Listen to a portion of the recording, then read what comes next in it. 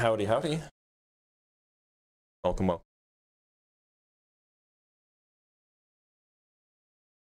welcome. I have something I'm going to be trying for the guests. If it works. It's not clear if it will, but we'll see. Maybe the YouTube guests will finally work. That would be good. Anyway, if you're just joining us, it just started like 2 seconds ago, so make sure to like the live, make sure to follow along, make sure to subscribe, make sure to share, all things to get this sent out to more people so we can get the conversations going faster. We have our first guest.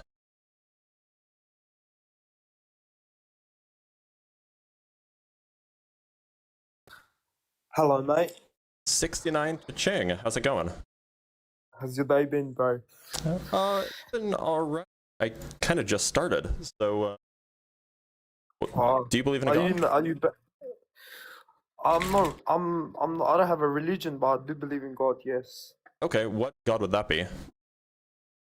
Look, the way I think of it is that every religion is corrupt, but I can still believe in like the overlying power of the universe. Do you get what I mean? Like, when you say the overlying power of the universe, like what kind of God do you believe in? Like is this a being with an intelligence? Like, I don't care about religion. Like, that's not the question. nah. It's just like every day I'm like, thank the Lord.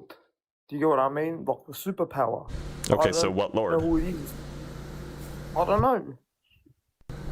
I'm being honest with you. I don't know. Do you get what I mean? Then what is it that you believe in? Because I've been through experiences in my life where I've like down bad, rock bottom, and the only thing that got me through it was praying. So, do you know what I mean? Is there something that you believe in? Like, you say you thank the Lord. What Lord? Just God. God in Okay, general. what properties does this God have? Did it create the universe? Maybe it did. You never know. It sounds like you don't know what you believe. No, look, it's hard to answer because I'm trying to figure it out myself, but I'm not an atheist. Do you get what I mean? Sure. It sounds like you might be an agnostic. Yeah, something like that, yeah. But okay. Why are you an atheist? Why don't you believe in what? Well, I don't believe in what you believe in because I don't even know what you believe in. Yeah, but like, why don't you have a religion? Like, what's the same reason you don't have a religion? I'm not convinced by it. Yeah. And did you grow up as a Christian or a certain religion, or you just from like how do you come to the realization? As far as I can remember, I've been an atheist for, as long back as I remember. Yeah. No, I'm the same. Like, for me, in regards of religion, like, I don't believe in a certain religion, but I might be like agnostic, meaning that you believe in a superpower. I'm assuming this is correct, but no, I don't do that. You don't do that. I don't believe in a superpower. But look, it seems like you're not really sure what you believe, so I'm going to let you go. But feel free to think about what it is you believe in and then come back at a later time. By the way, there is currently somebody who is power washing my house, so I've changed the noise gate. So hopefully the clipping's not so bad. Hopefully you can still hear me all right. If it becomes problematic, I'll fiddle with it a little bit. All right, let's talk to John Michael Anderson. Hey, how you doing? John Michael Anderson, how's it going? Good. I love all of your videos. Just wanted to say real quick. I appreciate that. I would consider myself a raised Christian, probably agnostic now. I still struggle with thinking about it. My question was for you is that, from my understanding, atheism is not the belief that there is no God, but just the acknowledgement of the lack of evidence. Is that relatively correct? Well, look, so atheism is a position about one specific thing, whether or not there's a God. An atheist holds the position that there isn't a God. Okay. So I guess my question would be, is like, I listen to and appreciate science, but where science fails, I guess it is just my humanistic instinct to create something, but there's so much unknown as of right now that I feel, I guess for comfort's sake, feel that it makes more sense for there to be something higher, not necessarily being in, like, man in the sky, but it makes more sense for me to believe that there is at least some sort of like clockwork or god of intelligence that was like, okay, I can start this big bang and it goes from there. But I've always been curious on just a simple, like, I guess I always understood when atheists like, oh, I just acknowledge the lack of evidence. Like, I just don't, but to believe that there is no God also requires some amount of faith. So I've always been curious on why you've come to the conclusion that there definitively is no God. Not that I disagree, but there's just that there is definitively no God. Look, as so a belief. there's a proposition, the proposition being God exists. You can either believe you can either hold the belief that proposition is true, you can hold the belief that proposition is false, or you can withhold belief and just be like, yeah, I don't know, I'm just not sure. I've heard compelling arguments that lead me to the conclusion that the proposition is false. I have not heard particularly compelling arguments that lead me to the conclusion that the proposition is true. I'm more convinced that it's false than it's true, basically. It's nothing about certainty. It's nothing about, definitively. It's just like, look, I've been convinced that this proposition is not true. I love it. I love the answer. And thank you for taking the time. I really appreciate it. And just want to say, keep making your videos. You freaking awesome. I appreciate you, John. Have a good one. Yes, sir. Bye-bye.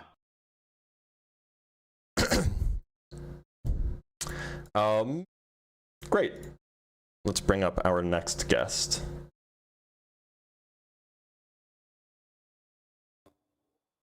Just, how's it going? What's up, bro? Not a whole lot. Your audio is pretty low there. Are you able to get a little bit closer to the mic? Is this better? Yeah, I think so. This is good, right? Yeah. All right. So I guess the strongest argument for God, in my opinion, would be the dependency argument. Have you heard of it? Probably. Do you want to lay it out for the audience? You just lagged out there. I did. Do you want to lay it out for the argument for the audience? So there is basically just starting off with a postulation that there cannot be a state of affairs of only dependent things, because hold on, your audio is still very, very quiet.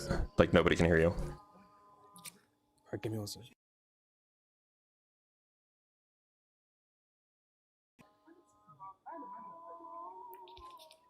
Okay, so okay, is it better?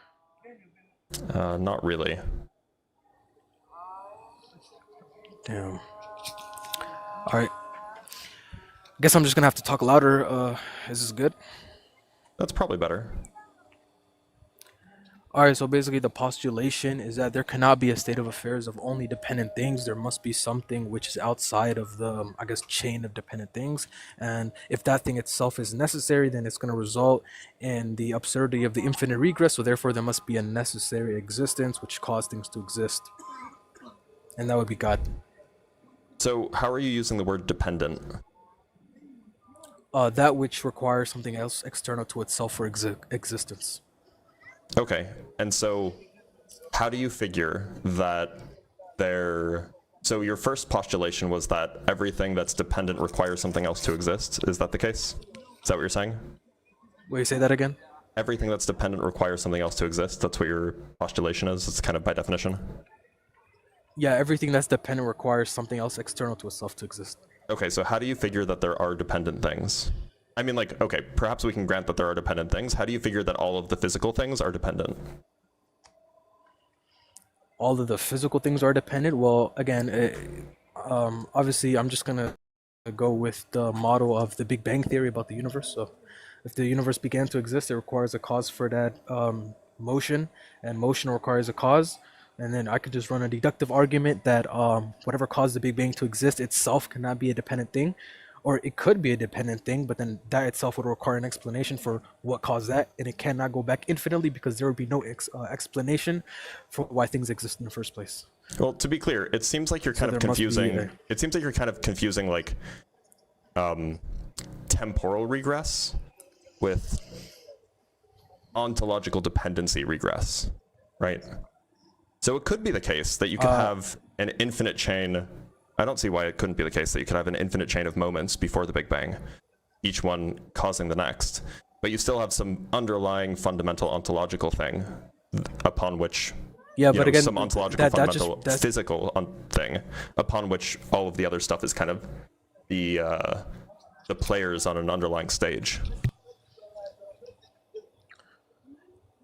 But hold on, if you hold that there can be an infinite regression of causes, each fully dependent, that just raises the question: for every event that you pick within this, chain, it requires something. So there is no first cause. Yes, so if there's that no would be first true cause if there's to an an infinite independent regress thing, of causes. okay. So it's possible that something can begin to exist without having a cause. No, it wouldn't begin to exist. It would have always Okay, so existed. is it impossible for That's something? the- Is it impossible for something to begin to exist without having a cause? Is that an you would at least impossibility have or to a give, possibility? you would at least have to give an argument. It doesn't seem like it's logically impossible. Wait, hold on. This is the argument. The question itself is gonna, decide whether it's possible that an infinite regress could exist. If you grant to me that it's impossible for for something to exist without a cause, that it. By the way, your connection's Because cutting out. To you, he came Your out of connection's nothing, cutting out. Can and you that's a repeat logical that? possible. Yeah, so it's a true dichotomy that either it's possible or impossible. There's no other alternative to this scenario. Yeah, Either it's so a logical we have to be a little bit- impossibility that something can begin. Okay, so I don't think it's a logical impossibility, no. Okay, so it's a possibility that something can begin to exist without having a cause Yeah, for its that existence. seems like doesn't seem like there's some built-in logical contradiction there. You don't think that it's a logical contradiction that something can just spawn from nothing with literally no cause for why it spawned into existence? I appreciate It just happened to come into appreciate- existence from I appreciate absolutely the intuition pumping, and I understand that this is counterintuitive. But to say that something is logically impossible is much stronger than to say something is, say, physically impossible or even metaphysically impossible. To say something is logically impossible implies that there is some explicit contradiction in the statement itself, or in the implications of the statement. So if you can derive that, that would be great. And then I'd be like, yeah, you're right, it is logically impossible. But it's not clear to me that it's logically impossible that something can begin to exist, that it's logically impossible for something to begin to exist without a cause.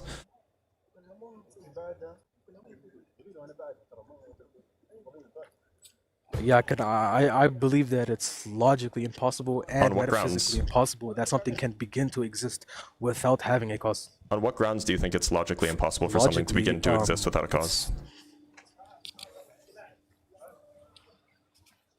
How exactly do you want me to disprove to you that something provide a that begins to contradiction. exist must have a cause for its existence? I mean, it seems Provide the the contradiction. contradiction is that it's an impossibility. That's just saying the claim It's- again. do You have to provide all the in- contradiction. Yeah. Are you looking for like a specific name for a contradiction, like the law No, of I'm looking for a P what and kind a of not P. contradiction? Look. So it is logically impossible for a bachelor to be married, because a bachelor is a non-married person. So a non-married person cannot also be a married person, as that would be a P and a not P.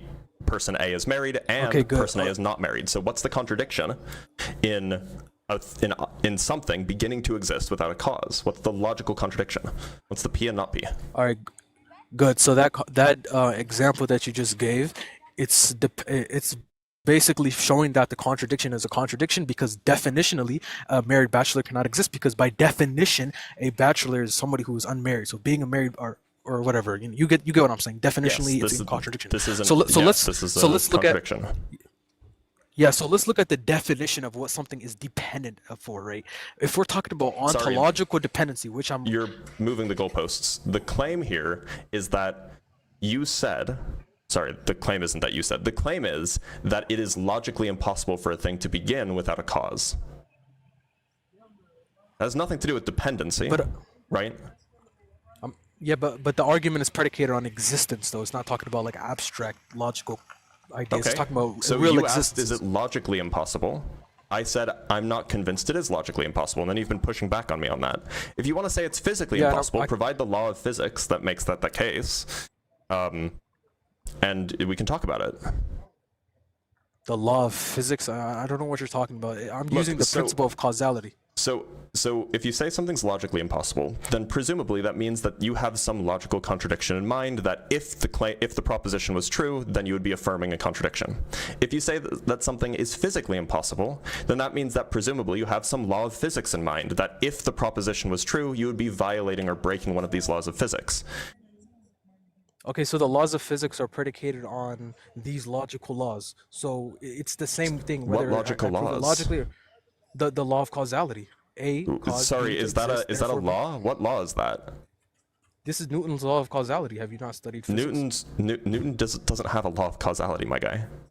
Oh my god, bro, you haven't studied philosophy, bro. We can tell, bro. This is bad for you. This is a bad look, bro. So is there some physical law that a thing would break if it began to exist without a cause? Yes, the law of causality. This is breaking the law of causality. Could I find this in a physics textbook? Physics is using causality for its studies.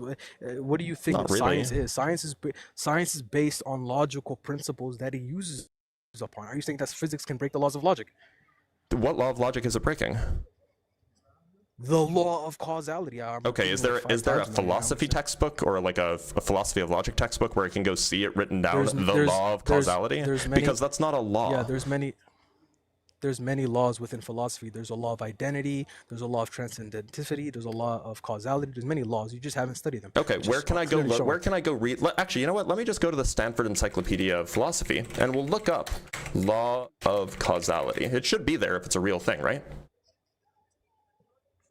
Sure, yeah, go on. Go. You can definitely look it up. It's definitely there. Let's go see if the law of causality.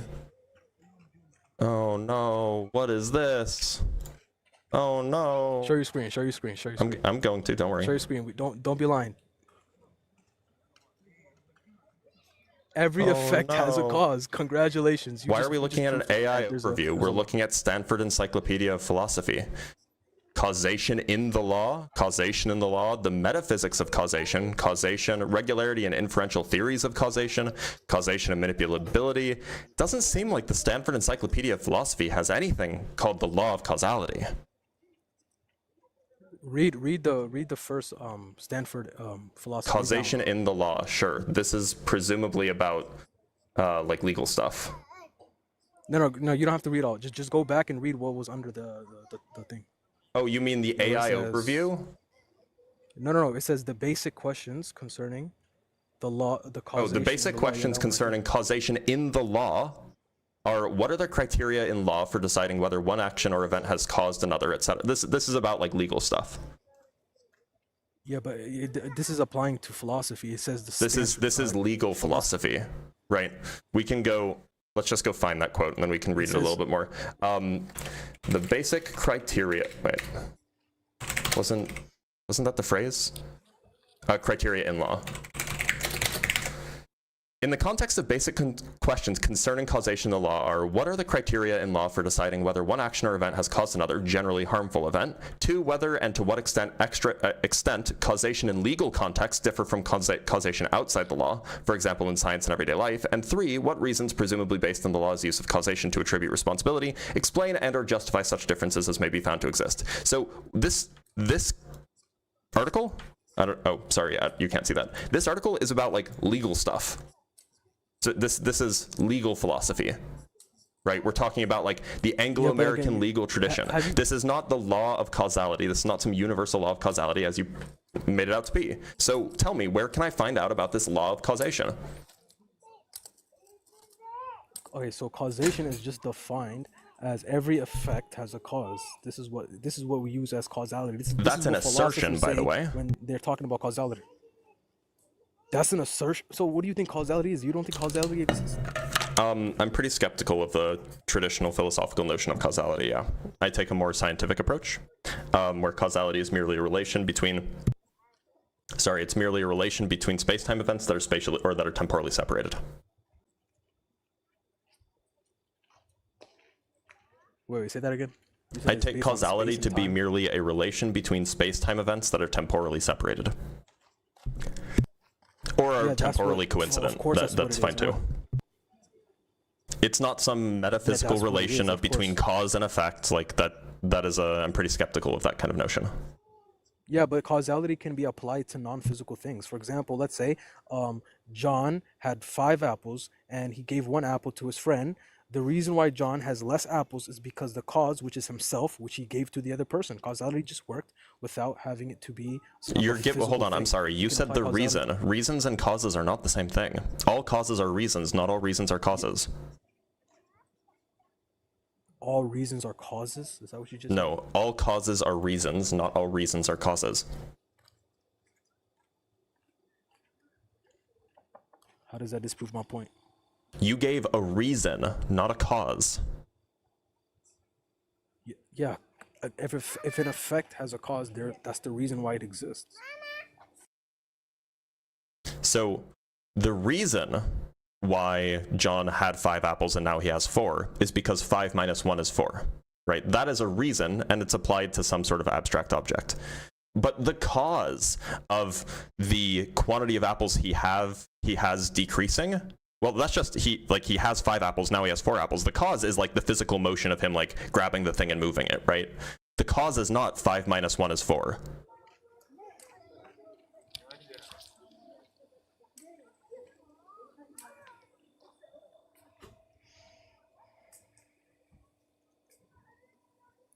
All right, so like I said, right?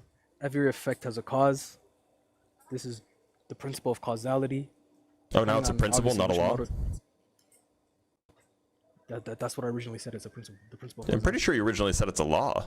Called it the law of causality. Yeah, I can just hold it to be a law and principle is the same thing. Yeah, laws and principle. Okay, sure. I mean, they're not the same thing, but fine. Yeah, so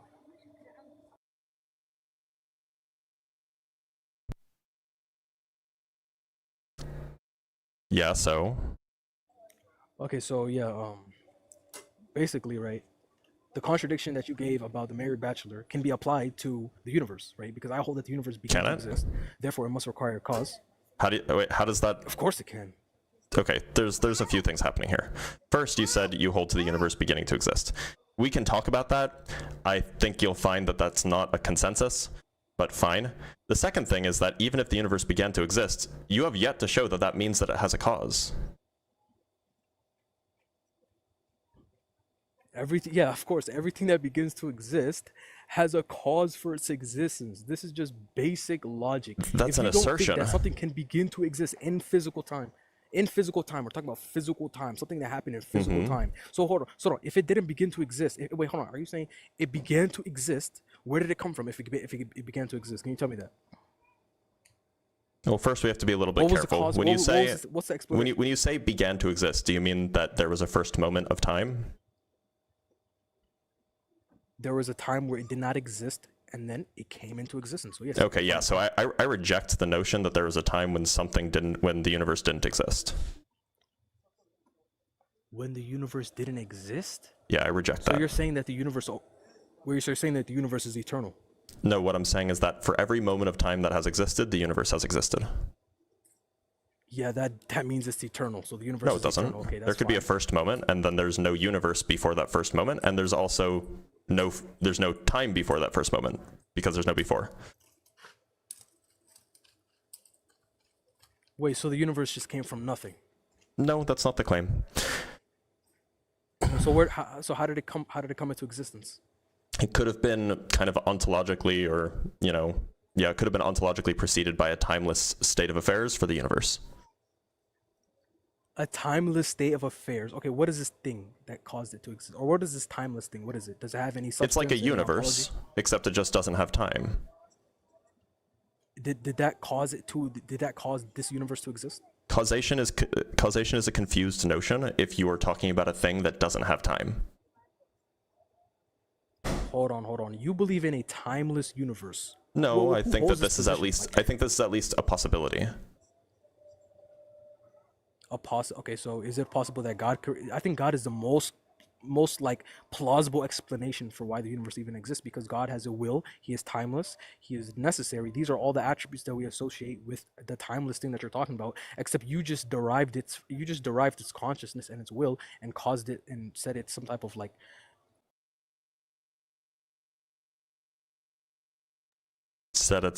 like that isn't any that's not the most type of what I'm asking you what it is. Yeah, so this is an idea put forward by James Hartle and Stephen Hawking in the 80s.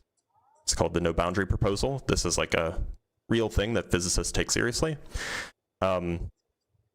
So it's not really like stealing from religion. It's not working within the confines of theism and then just throwing away the mind or something. This is just like something that is kind of expected or perhaps predicted given certain types of quantum gravity behavior.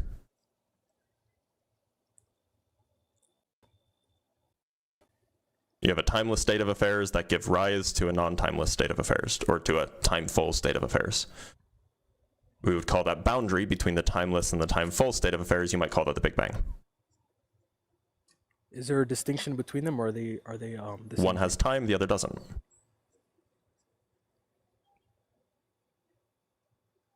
So they're distinct things, correct? In some sense, they have distinct characteristics, but it's sort of like a transition. It's sort of like, you could say that like an ice cube is distinct from the water that it melts into, but it's like the same thing. It's just transitioned, right? And so this timeless thing that you've just made up, it basically just Definitely made didn't the just universe make up. come into existence. This is an idea that predates me being alive. Anyway, you were saying before you started to poison the well? So how is it that you're gonna say that it did not cause the universe to exist? You're just Because trying to, like, causation avoid is a the- notion that only exists within time. And if there's no time, then it doesn't make sense to talk about it causing anything. Wait, hold on. If there's no time, then therefore the universe is eternal, because what you're saying is that this physical universe went from a time of not existing to existing. Therefore, No, it you're had confused. a change in states. Therefore, time. I don't define time as a change in state. No, I'm not confused. You're confused. I don't define time as a change in state. That's the definition of metaphysical time. I don't care about your that's my definition of definition of metaphysical metaphysical time. time. The way that I'm using the language of time is to refer to Yeah, and I don't care about your particular- definition. I don't Okay. care about nice If you're argument, doing nice. if you're doing an internal critique of this proposition that I'm giving you, then you have to work with the definitions that I'm using. Otherwise, you're just strawmanning me. There's an objective definition that I'm applying, so it has to. Definitions aren't objective. My Definitions definition are is by objective. definition subjective. Wait, so if definitions are not subjective, I mean, if definitions are subjective, then there's no contradiction within reality, because I can just say that a married bachelor can exist. I'm just going to change. You the can. definition You would of a just be bachelor changing to the somebody definition of who is- bachelor, yeah, or married, yeah. Yeah. So there. So okay, So if we look, change when we definitions, when there's we no talk about contradiction in reality. contradictions, what we're talking about is contradictions in meaning. You can redefine words however you Yeah, want. meanings. It's just when we typically meanings talk are definitions. point, Meanings are definitions. Bro. right? And so when we talk about a contradiction in the existence, in the logical existence of a married bachelor, what we mean is that there's a contradiction in the meaning implied by the word married and the meaning implied by the word bachelor. Now, if you mean something else by the word bachelor, then no, there doesn't have to be a contradiction. It's just typically you and I both understand what we mean by the word contradiction, or sorry, by the word bachelor. Meanings are dependent upon definitions. If we No, hold meanings separate are definitions, definitions. and we say that If you and I accept the same that's what I meanings said, for a word, then that's fine. But look, if you're going to critique my worldview, then you should use words the way that I'm using those words. Otherwise, you're just strawmanning my view. if everything is just subjective meaning, there's no way of actually disproving anybody's position, because I can just say I don't believe that's Look, that's what so I mean. there Therefore, are certain meanings I attribute to certain words, and so if you think that my view, as in the things that I mean, not just the words that I'm saying, but the things that I mean, if you think that the things that I mean are incorrect, then that would mean that you should be able to take on the language that I'm using with the definitions that I'm using and show that there's a contradiction in the meanings implied by that language in the way that I'm using it. I can still disprove to you that your argument about time is somehow different than mine's. Yes, we may have different notions for the words time, the way that I think about time, the way that I use the word time, is a purely wait a minute. Of course, it's purely temporal, and it has to do with specific space-time relations and so on. That's the way that I and all physicists, by the way, use the word time. Whoa! You just made a huge assertion. You do realize that Yep. there's different theories of time, right? Yeah, sure.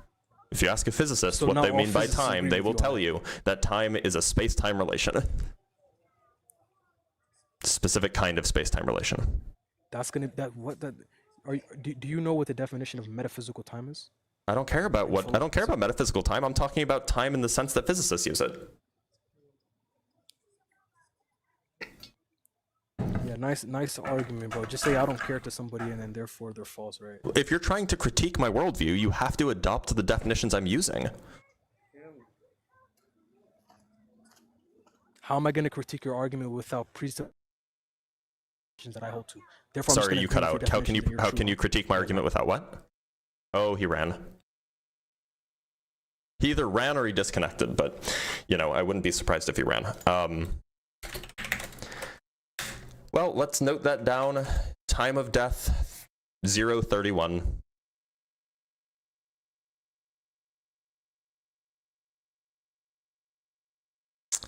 All right.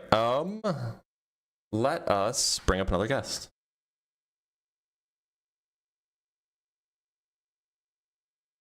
Talk to Doral.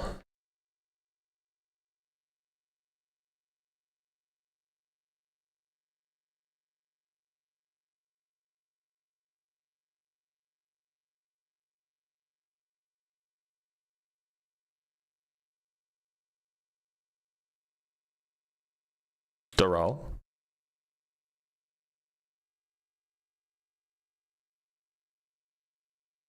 All right, looks like Dural's not coming up. Let's actually read some super chats while we're here. So we have $10 from Bacon and Bush. I need you to have a call in for Ask a Physicist. I have a lot of questions. Regardless, love what you do. Hail Satan. Bacon and Bush, the best way to ask me questions on is either A, in the Discord, or B, by sending super chats, as you already have. I stopped taking guests in the Ask a Physicist because essentially, when the Ask a Physicist was smaller, when I only had, say, 200 people, it felt less bad to ignore 200 people's questions and just talk to one person for 10 or 15 minutes. But now I have 800 plus people watching across 3 platforms. And it just feels rude to ignore 800 people asking questions to talk to one person. That's why. Marduk, thank you for the $5. Marduk says, thanks for all you do, Dr. Blitz. I appreciate that. All right, let's bring up another guest. There's a person named Jay in the comments who I guess should be, should probably come up. Jay, do you want to come up? I can invite you. What is Jay? Where is Jay? I see R. Okay, oh, Jay can't come up. That's a shame. All right, let's bring up the Dubai kid. Sounds like the Dubai kid sounds like a cowboy. The Dubai kid. Oh, this is a child, isn't it? Let's talk to Slip Whistle. Yeah, can you hear me? Yeah, I can, Slip Whistle. How's it going?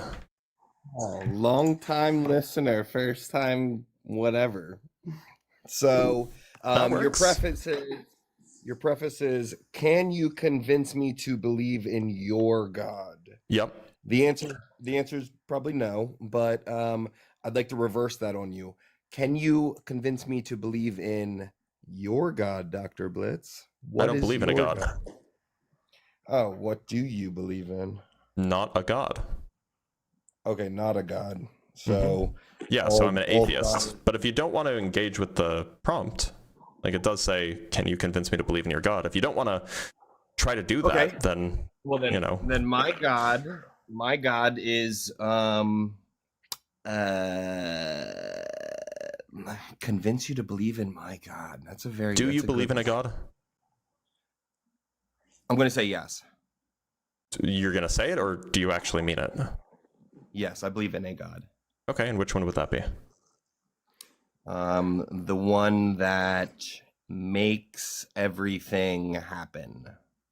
Okay.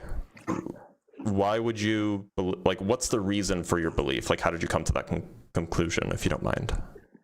Well, because with all like the randomness and the reorganization of all elements to become, something beautiful or simple or understandable, there is some rhyme or reason to it, like the E equals MC squared kind of. There is a solution, there is a pattern, there must be something that or someone or a higher dimension would be my God, I believe. A higher dimension is your God? Yeah. How does a higher dimension solve the problems that you just laid out?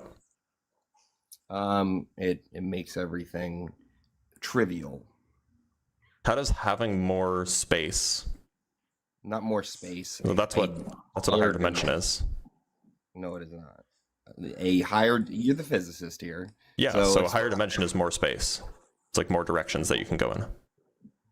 Okay, so like X, Y, Z, and then and then you can have like W and R and J and okay, so that would be my God. But it doesn't seem like it solves the issue that you brought up. Like all of this like organization and stuff. Like, how does having an extra dimension get you there? Not an extra dimension, but a higher dimension. So how does that God resolve the issues? My God would be a higher dimension. Okay. It just doesn't seem like we're talking about the same thing. Thanks for being here. All right, let's talk to the Dubai kid, who apparently is 19. Shut the fuck up, you nigga. Oh, he's not 19. He's like an infant. That's a shame.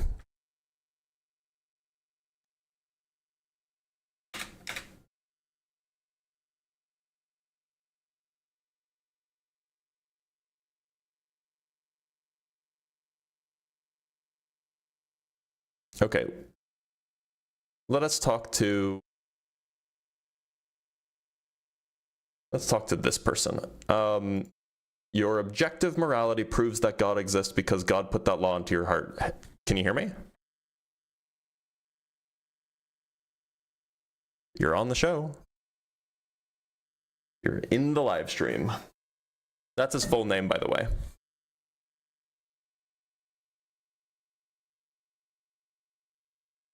Okay, doesn't look like he wants to come up. Let's talk to Unknown. Unknown, can you hear me? Oh shit, wait, hold on, I know why. Wait.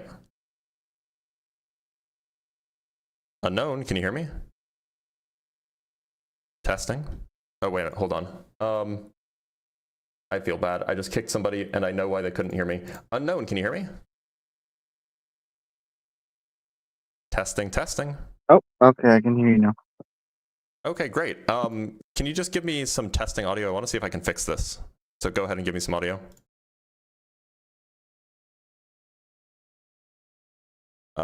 I can, however, I'm having another issue. Try again. Testing. Okay, well, I can hear you just fine. It's a little bit, there's a little bit of an audio thing, but it's fine. So, Unknown, do you believe in God? Okay, so I do in a way, but my God is not a traditional God.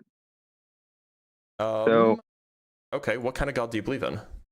So I believe, okay, I'll walk you to it because it's kind of hard to explain. So the beginning of the universe, obviously, the beginning of time is the Big Bang. Well, not the beginning of the universe, but what we think of the universe. But my thing is, the only thing that I would apply a God to is what was before the Big Bang, because what caused the energy buildup to the pinpoint? Like, where did that energy come from? So you just say God is the thing that caused the Big Bang? Yes, I would say that God, I wouldn't say it's the thing. I would say that something had to put the energy there. wherever this initial energy started, if Couldn't we're it going have off just of, been like, another physical state? possibly, but where did the energy from that physical state start? Another physical state. But like, that's the thing. The chain keeps going, but where did the Mhm. initial energy from all of everything come from? That's what I Why would does there put have to have been an original place that it came from? Why couldn't it just go back all the way? because the energy cannot be created or destroyed. If energy cannot be created or destroyed, then that would mean that if there's energy now, then it's always existed. But what put it into existence? Nothing That can would be put what it into existence if it can't be created or destroyed.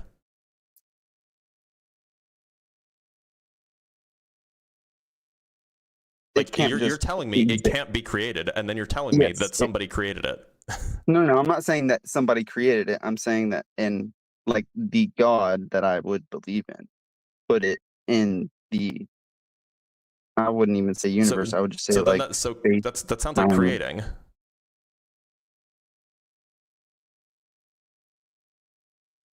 I mean, I don't know if I would consider that creating, but yeah, Well, I guess it was there and then it could. wasn't, or it wasn't there and then it was there, right? Yeah, So that would be creating. I mean, it would be existing.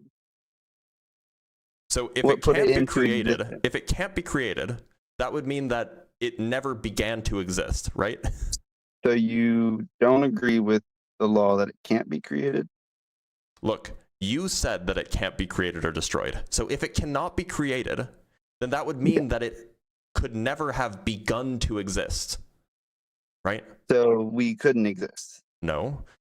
All that means is that if it didn't begin to exist, but it does exist now, it just means that it's always existed.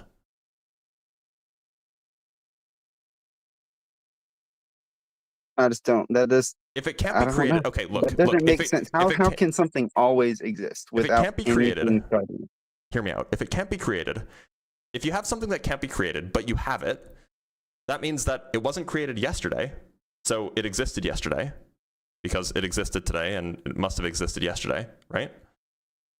If Yeah. it can't be created. And if it can't be created, then it must have existed the day before that. And it must have existed the day before that too, because I it couldn't have understand. been I created. understand that, but So what? all you're telling me what- is that if it can't be created and there exists energy now, then it always existed. So what is the origination of that energy then? How It wouldn't would have had an origination. It would have always existed. How could it always have existed? I don't understand the question. What do you mean how? How could it have always existed? Why couldn't it? Why could it?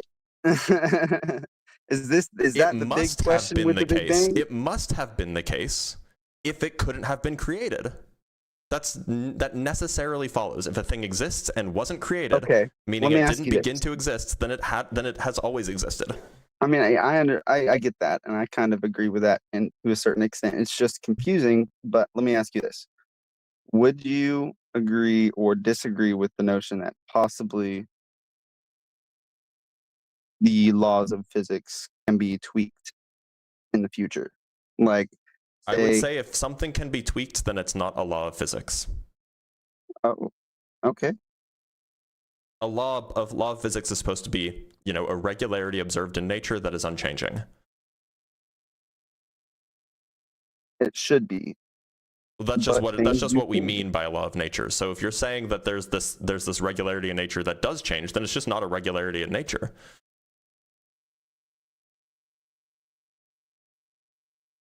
But yes, okay, so it would just not become. It wouldn't be physics anymore if it was. We just wouldn't call it a law. We would call it like, some Oh, phenomenon or something okay, like that. yes, I forget. There's a different term for laws than the other one.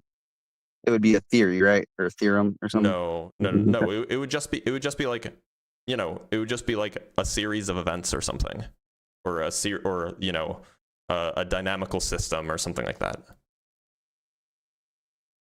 Okay.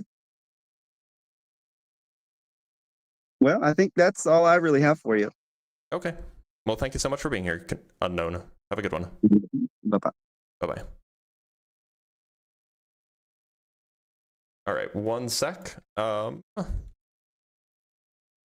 Let's read a super chat or two, and then we'll move on to the next guest. We have one super chat from Texas Panhandler. Thank you for the $5, Texas. My god likes space and stuff, bro. He's like time and trees and dimensions. Look, a lot of people don't think about this a lot. Like, they just don't think about their theology a whole lot, which is fine. You don't have to, but then why come up to talk about it? All right, let's talk to 5. I want to say is how to say that name. Yo, how are you? I'm doing all right. Should I call you 5 or what should I call you? Yeah. Okay, cool. 5, how are you? Sorry, what was that? You said How are as you? well? How are you? Oh, I'm all right. I'm all right. Okay, I'm all good. right. I'm all right. Do you believe in a God, 5? Yes. I do And which believe one in would a that God. be? I don't want to put a title on it, obviously, right? Well, you don't have to put a title on it. I just want to like. But the only it's reason I'm not asking the, is the only reason I'm not a asking is to just Christian get some sort God. of sense of like what it is you believe. Right. It's not a Christian God. It's not Catholic. It's just I believe in like a higher self, one mind. So I would my understanding of God would be like God is. I am a piece of God, right? Like a small. We all have like a small piece of God in us. So that would be my belief. Okay, so what do you take this like? What do you take the properties of this God to be? Like, did it create the universe? Does it exist outside of space and time? Does it have exists thoughts? outside Like, of our traditional Einstein space and time. Yes. does it have like thoughts or a mind or a will, perhaps? I would say it does. Yes, its own mind, its own will, Separate from ours. separate Like, if from like if all ours. the humans just suddenly like vanished, it would still exist and like still have a will and stuff. Yes. Okay, so why do you believe in that? Okay. So this could get interesting because you're a physicist. So I know you know a little bit about quantum mechanics, quantum physics, observation theory. Why you look like that, dude? We'll see. Why did you do that face though? What the We'll hell, see. bro? We'll see. So like my idea in my head is that we live in a simulation. So everything here is well made but artificial. And because of that, I also believe that the body I am in is also artificial and part of the simulation. And therefore my true self is operating the avatar kind of like a car, like how you would drive a car. Like in the Blue People movie? I'm gonna just say yes, even though I don't know what you're talking about. But probably. You didn't see James Cameron's Avatar? Oh, It was like the highest grossing film of all time. Yeah, You know, I they see like that. they I like didn't know step you're in the talking machine and then they control the blue people. about- Yes, so dead on, just like that. He said, "Bro's been watching Matrix and he's high as fuck." Well, yeah, I mean that is what it sounds like. Like, why would you believe that that's the case? Well, things like particles. We do know that particles act differently after being observed. Yes, Not really. No. they behave in a wave-like They're format. always waves. And then when they're observed, they go back to solid. No, they're always waves. What you're mistaken about is you're confusing observation with interaction. So when you interact with something, you're going to change the way it behaves for kind of obvious reasons. Like if you bump your car into another car, the other car is going to move a little bit, or it's going to change its trajectory or whatever. So whenever we interact with something, it's going to change the way it behaves. And so that's what you're confusing with this whole observer business. This has nothing to do with consciousness. At least we don't have any good reason to think so. This has nothing to do with the mind. This has nothing to do with any of that stuff. It's completely captured just with the notion of interaction. Okay. Interesting, man. But yeah, that was just my belief. I know I'm not going to be able to convince you of anything, but I thought I'd have a better chance than them since I'm actually talking about something that's measurable. All right. Well, 5, I'm going to let you go, but thank you for being here. Yep. All right, we have a few more super chats. We have $50. Thank you so much, LSS Big Papa. Not sure if anyone is going to convince you, lol, but all I know, the amount of blessings I've had ever since I've tried to get closer to God, it made feel comforted by faith even when times are really tough. But hey, best of luck trying to believe, lol. Look, I appreciate that this is a thing that's meaningful to you. I appreciate that you think that if I can come to the same beliefs that you came to, that it would be meaningful for me. And maybe it would be. I appreciate that. I know that you're just looking out for the best for me. Hopefully, if it's real, somebody can convince me, right? But regardless, thank you for the $50. I do appreciate it. Jack Federer, thank you for the $5 super chat. Question: in science, is infinity, i.e. no start, no end, etc., useful mainly for theoretical conclusions to be made or a legitimate accepted belief? I don't know what, so infinity is not like a belief, it's like a mathematical concept, and it shows up in quantum field theory, it shows up in like real experimental stuff, like we have to do like stuff with infinities and real experiments, and it also shows up in like more theoretical or more like speculative stuff, like that concept. Kilotonics sent $5. Thank you, Kilotonics. Can you explain the difference between interaction and observation with respect to the two-slit experiment? Yeah. So observation, there is no observation without interaction. That's the point. Namely, in order to observe something, like for example, if you were looking at an apple, the reason why you can see the apple is because there's photons from the sun or from the light bulbs in your room bouncing off of that apple and then going into your eyeball. So that interaction of the photon bouncing off of the apple, that's the interaction. Now, your observation is just this passive thing where like the photons enter your eyeball. That doesn't really have anything to do with it. And it's similar with the double slit experiment. If you're going to make an observation, you have to interact with it in some way. All right, let's bring up our next guest. We have a lot of guests on YouTube. Let's talk to Veteran Apologetics. Veteran Apologetics, how's it going? Hey, buddy, are you able to hear me? I am. Give me one moment. All right. What you got for me? Do you believe in God? Yeah, so I am a self-professed Christian, you know. I did grow up in like a multi-faith household, and I grew up believing different things, and like a period in my teenagehood exploring different, you know, religions, that type of stuff. And I guess the first thing I wanted to do was thank you for, you know, coming on and doing this. You know, it's not easy to have people come on in the opposition and all that stuff. So thank you for just putting yourself out there and being open to open dialogue, you know. I am a Christian and I believe in God because I believe in like a natural order of things, right? Physics would tell us, according to the second law of thermodynamics, right? Everything moves from order to disorder, right? But if we look at nature and all that stuff, the Big Bang and all that stuff, we're to believe that all this order came out of nowhere, right? And I'm not saying that maybe God, this all-powerful being, can't just, you know, speak, and maybe that is a Big Bang. But I would argue that there is a reason for God because it makes sense logically, right? Like, if you make good enough grades, if you study hard enough, you get good enough grades. If you're good enough at the sport, you make the team, right? So if there is a heaven, then there has to be a standard by which we have to measure who gets in and who doesn't. So I believe that there is a high power and there is a God, you know? So look, I don't think that there's a heaven, so it's Okay. not super relevant to me. Sure. I'm also not clear how we need a God to explain why there's order in the universe. I mean, I think God would be the explanation, right? Like we don't need him to explain per se like everything, but he is the explanation of why there is order in the universe. Well, that's a claim, right? Like there could be alternative explanations that we haven't considered, so right? there's multiple things that you can look at, right? Like, I mean, look at the God molecule, laminin, right? Laminin is the protein molecule that literally holds your cells together in your body, like a biology major or organic chemistry. Fine. That's fine. How does that mean that God's real? It's literally the shape of a cross that holds your body together. So what? You know, and then there's lots of shapes in the human body.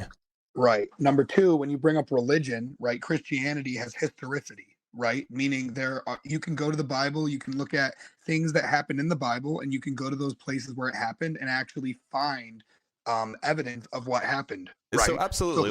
Look, the Bible can, at least certain parts of the Bible can be understood as historical fiction, right? It has that same kind of style, namely that it refers to real places, real times, real events, and then it inserts characters in that, and then it inserts characters in that setting. right? But that And the doesn't mean that the characters characters, well, not necessarily. For example, we have no historical documentation or no historical evidence or archaeological evidence or anything of that kind that Jesus rose from the dead. Well, we have eyewitness testimonies, and we have, after that, From whom? you have the Holy From Spirit whom? that came down and miracles that were done in his name. Who do we have eyewitness And testimony even- from? Even we have- Jesus himself. Veteran. Who do we Well, have you eyewitness have- testimony from? Yeah, you have over 500 people that saw him after he rose from the dead. Even the Who are 12 they? disciples himself. Wait, right? who are they? People that wrote down their accounts, including the 12 disciples. Veteran, you got it. And- Veteran, you have to like do it back and forth. So whose eyewitness accounts do we have? You have the 12 disciples, namely. Who? Which ones? You have Paul. You have Matthew, Luke. Paul didn't you see have Paul Thomas. didn't see Thomas Jesus saw rise from the dead. Paul didn't, but Thomas did. Okay, do we have Thomas's account? Yeah, in the later books of the New Testament, yeah. Did he? So you're telling me So hold on. To be clear, you're telling me that he wrote them? No, he didn't write them. So but you then don't how have do to we know write that they're them in eyewitness order to be accounts? Documented down. How do you know that these are his accounts? Just like we know that Jesus was a real person because there were people that wrote down historical accounts. Like you had, what was it? Not Plato, Socrates. Who was it? Someone It wrote wasn't about Socrates. Jesus, You're thinking about Josephus and Tacitus. Yeah, exactly. And those guys were never Christian. They never admitted to professing their faith. Right. I don't know whether they I went to agree. heaven or hell. I'm not the arbiter of that. So, but I do know that Veteran. there's a lot of historicity and Veteran. truth. Here's right, the as issue. opposed to other religions. The original. So Mark is the earliest gospel. Do you agree with that? Sure. So in Mark, the original version of Mark, not the stuff that has the last 17 verses or whatever added onto it, there are no post-resurrection accounts in Mark. And then, by the time we get to John, after filtering through another 30 or 40 years of storytelling, we have like all sorts of accounts. We have like accounts of like, and you know, we have 500, this isn't in John, I don't think, but we have like 500 people, and then we have like he appears several times to several people, and then we have like zombies rising from the dead, and so on. So You're like, asking for proof. Like, where's the proof that I'm asking for the archaeological, or the compelling historical evidence that this is the case. Right? Jesus himself said, to be if clear, I do not go, the messenger will not come. That's so what you're he telling me said that the Holy himself. Spirit is archaeological evidence? That is our proof. That is our proof. Okay, as so then, believers. so it's not, so how is that going to convince anyone who's not already a believer? To convince them of what? How is that going to convince anyone who's not already a believer? What is the Holy Spirit? Yeah. Because they haven't experienced it. Yeah, said, "How is it so going to you convince-" telling me about the Holy Spirit will not be Yes. compelling to me. Because you I don't have believe to it taste exists. and see. You don't have, and I understand that you don't believe it exists, but that's because you haven't tasted and seen that the Lord is good, right? The Bible says, "Taste That's and see fine. that the Lord is good." Look, that's fine. I'm asking you, can you present any arguments or evidence or Historicity- reasoning that I should historicity, accept that all this is the- true? All the historicity in the Bible, right? If you have all these things that are written down and you go to look at them, right? Put it up against anything else. Mormonism, right? Mormons believe that there was a I don't giant believe war that Mormonism happened is in true Russia. either. I don't believe it either. But what I'm saying So why is, are you if comparing it with delve- something that we if both don't you think is real? Because if you delve into religions and you delve into what is true and what is Yeah, I not, have. if you The eliminate- if you- historicity of the kinds of Yeah. things accounted for in the Christian Bible are generally pretty are true. Please, can you not interrupt? They're generally pretty consistent when it comes to talking about kings, when it comes to talking about, towns, when it comes to talking about perhaps wars and Wait, historical Veteran, stuff. do you have trouble with interrupting? I know I do. No, I mean, Okay, so can you stop then? Okay, so generally pretty good at accounting for wars and towns and kings, these kinds of things. But when it comes to the historical accounts of, like, I don't know, Moses existing, or the slaves leaving Egypt, or Jesus rising from the dead, or I don't know, feeding the 1,000, or feeding the 500, feeding the 1,000, I don't remember which one it was, or Jonah actually being in a whale, like all of these things, we have no evidence that any of them happened. right. So about them finding chariots at the bottom of the Dead Sea. They didn't. They found coral. No. You're believing Ron Wyatt. I read something. Yeah, that let me. was produced. So if you type in chariots at the bottom of the Red Sea, if you type that into Google, the first link that will pop up is from Reuters, or maybe it's from AP News. Let me see if I can find it. Oh, I guess, okay, so you can look at chariots at the bottom of chariots at the bottom of the Red Sea. Just type in AP News or something. You'll find it. Yeah, this is from March 6, 2018. I'll just put it up so everybody can see what I'm talking about. This is AP News. This is a reputable news site. False story says archaeologists unearth Exodus evidence. Archaeologists did not unearth the bones of Egyptian soldiers, weapons, and chariots to prove the biblical account of the parting of the Red Sea, despite the false claims of many stories reporting otherwise. A story first published by a satire site, World News Daily Report, and then picked up by many other outlets, claims scientists led by Professor Abdul Muhammad Gaider of Cairo University found the bones chariots in the Gulf of Suez. The university, blah, blah, blah, blah. So this was a hoax. This was like, it wasn't a hoax, it was satire, and I guess you bought it. Maybe so, but either way, that doesn't deny the faith and the historicity of the Bible, and it doesn't deny the fact that it shows that there's no historical record of, say, the Exodus. I mean, that's not necessarily true because there's also historical. Now we're getting Greek some serious and Hebrew echo. people that misinterpret the Sea of What just happened? Red Sea into the Sea of Reeds. So there's other archaeologists that even disagree with where they crossed, right? Yeah. Okay. So where's the historical evidence that an Exodus occurred?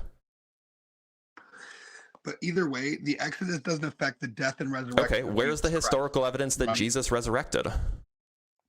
Our belief and our faith. The fact that that's not historical evidence. That's not historical. Do you know what historical evidence is? Like, what do you mean the shroud? Like, what do you want? Like something? I want like some.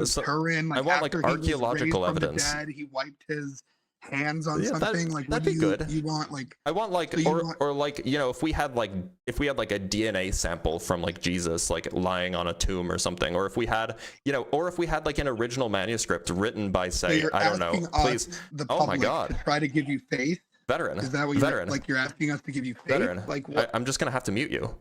So I'm asking for things like, are there any actual firsthand accounts that that we have written by the person who was making the firsthand account that Jesus rose from the dead? Are there any historic or archaeological artifacts that point to Jesus rising from the dead? Are there any of these things? Okay, you're unmuted. Okay. Yes. Okay, which? Wrote most of the New Testament, right? Apostle Paul saw Jesus. Oh my God, we're getting some firsthand. Horrible delay. And the Apostle Paul needed Jesus to wipe the scales off his eyes. I don't know what's happening, but something is going on with your audio. Yeah, your audio is like repeating itself like a fraction of a second afterwards. So are you on like Bluetooth or something? Nah, I'm on the internet for iPhone. I clicked your link on YouTube and it led me to like Safari or whatever. Yeah, I don't know why it's so delayed right now. Okay, go ahead. I think it's fine. So my eyewitness account is Paul. Paul walked with Jesus. He was the opposition of Jesus. He wanted to kill Jesus until he ended up becoming blind. And that's the story of Paul, right? He was blinded, ended up going down by the River Jordan, and Jesus wiped away the scales off his eyes. Wait a minute. And so that's when Paul never met Jesus. Right? Yes. Paul was with Jesus. When did Paul meet Jesus? When he was blinded. Paul was hunting him down, right? So to be clear, Paul was a heresy. Paul's conversion happened after Jesus was already dead, right? No. Yeah. Paul was blind before he was crucified. Paul was blinded, hunting Jesus down, and then he was told to go down to the River Jordan. So maybe I'm mistaken, but I'm pretty sure that nowhere in the Bible does it say that Paul ever met Jesus while Jesus was alive. Let me see it. Like, I'm pretty sure. Like, Paul saw Jesus in a vision, at least that's the claim in like the book of Acts and the book in 1 Corinthians. But like, no, he never met Jesus. He was blind, and then he was healed by Jesus after he was risen. That's what it was. Paul, you 'Cause mean he- Paul was blinded by the vision? Yes, Paul was blinded in general, and he needed to be healed by the resurrected Jesus. That's what happened. I think you're When you look at the conversion of confusing Paul, him again. right? No, when you look at the conversion of Paul, it says Paul was blinded on his road to Damascus. Yeah, he was blinded because of the vision. Yes, and he had to be baptized. He was blinded because he had a vision of Jesus. Yes, he was blinded. And he had to be Jesus healed. didn't fix him, Ananias did. Okay, maybe you might be right. But either way, back to my original question: what do you think faith is? Right? Because I feel like a lot of this Faith is- conversation is yeah. what is the definition of faith? Yeah, right? Like, faith we is a wanna think belief of in you something faith. without good reason to believe in it. Okay, would you say that you have faith every day that you wake up? Would you say that you live your life in faith? No. Okay, and I will give you an example that you do live your life in faith. Every time you wake up in the morning, when you hit your light switch, do you have a single second where you're like, man, I really hope that this electricity turns on? When you flush your toilet, is there a moment No, where I have you good think, reason to think man, that I it really will. hope this toilet flushes? Hold on. Your Okay, but your delay is there are people that live with faith Oh god, that it's so stuff bad. The echo is so bad. It's like impossible to listen to. Sorry, I had to mute you to fix it. Try again. Okay, so we have faith every day I'm in sorry. everything that we do. I don't know what's going on with the echo. It's just like impossible to understand you. I don't think it's on your end. I think it's on my end. I really need to fix this this link because the link doesn't always. This has been happening lately, and I don't know why.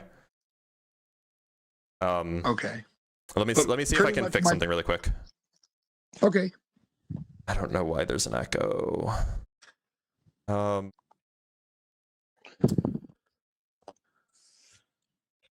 don't know what would.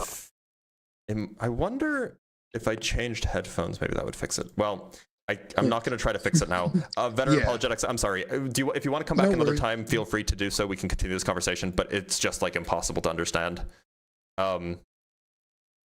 Is that okay? Yeah, that's okay.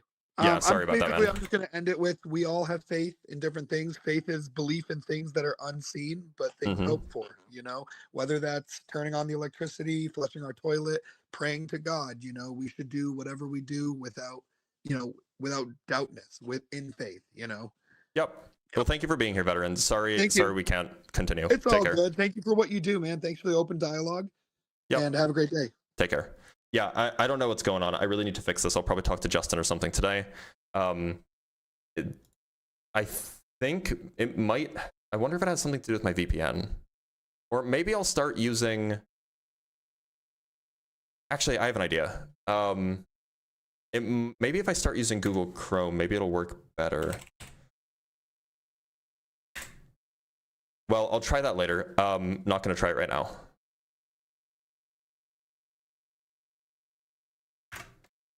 Just do this really quick.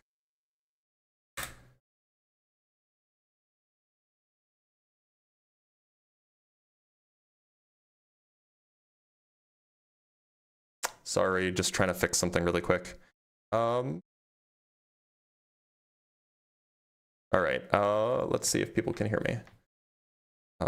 No, don't use camera. Just need to enable. This is so annoying. TikTok for now.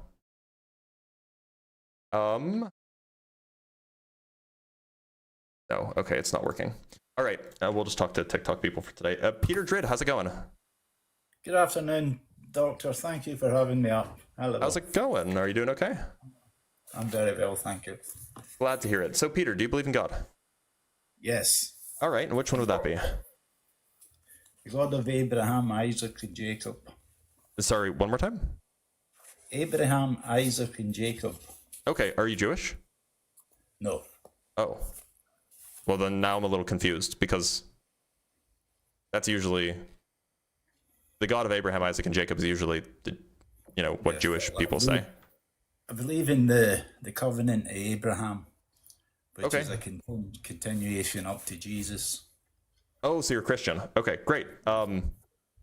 Yeah, okay. Why should I be Christian? Like, what would make me think that Christianity is true? Well, the way I think me, Doctor, right, an apple falls from a tree, right? Yeah? Where did it have its being in the first place? Where did it have its being? I don't really Yes. know what that means. I mean, it existed on a tree, and Yes. then it fell, and then it existed on the ground. Okay. Where did the tree have its existence? Usually trees grow out of the ground. Yes. So take it back, all the way back. There's got to have been a starting point, Why? because the mathematical numbers for everything to have come together in the exact second it did is just and life started. So what's the look, on- I'm just a little confused. I asked you why there has to have been a starting point, and then you said like the mathematical likelihood of, you know, the things being this way. Like that seems unrelated to the whole question of whether things had to have a start. What do you mean? I mean, like, look, whether or not things had a start is unrelated to whether or not things are like perfect, right? No. How are they related? I could imagine that It's things have a start everything. and things are not perfect, or I can imagine that things are perfect and things didn't have a start. But there's got. Do you not agree there has to be a starting point No, I don't. for life? No. So how do you explain that then to me? Explain that to me. Why Wait, not? I'm sorry, did you say a starting point to life? Yes. Oh, yeah, I would say that there's probably a starting point for Not life, just at least in our to universe, life sure. on Earth. To life on Earth. Yeah, so, I mean, life started on Earth, you know, approximately 4 billion years ago. The process is pretty well understood, perhaps not by me, but by biologists and chemists. It's, you know, hasn't been reproduced in a lab in its entirety yet, but a lot of the pieces have been. So it just seems super plausible that like this process of like natural origination of life, it just seems reasonable.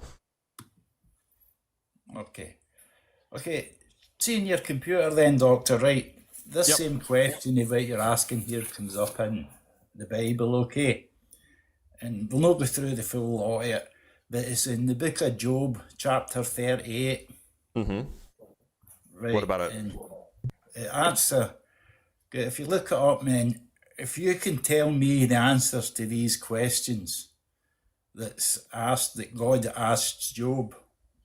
Well, I don't think that God's real, so I think that the questions are probably assuming God's real and therefore are ill-formed. Okay, well, I'll ask you some of the questions then. Okay.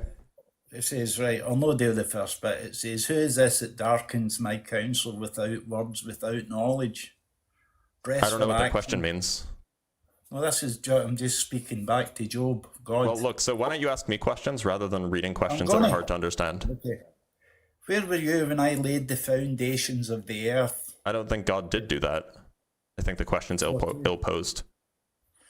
Who determined its measurements? I don't think God did that. I don't even know what it means for the universe to have measurements. Where was the corners, the bases strung? I'm sorry. Peter, are you just going to read Job to me? No, I'm not going to. It's not just the job. It's just that God asks him the same kind of questions you're asking here. I'm asking you to convince me to believe in your God. Okay, right. Let's try another way. Okay. Moral law. Okay, what about it? Do you believe in moral law? Do I believe that there's like some lawgiver that set down like a code book? No, I don't think so. Okay. Do you believe in good or bad? Yeah. What do you base it on? My attitudes. What does that mean? Like the values that I hold, things like that.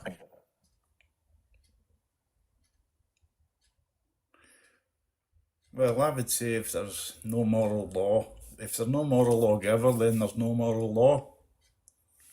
Well, insofar as, yeah, if insofar as like a rule book, then yeah, that would be true. There wouldn't be a rule book. We have to figure it out for ourselves.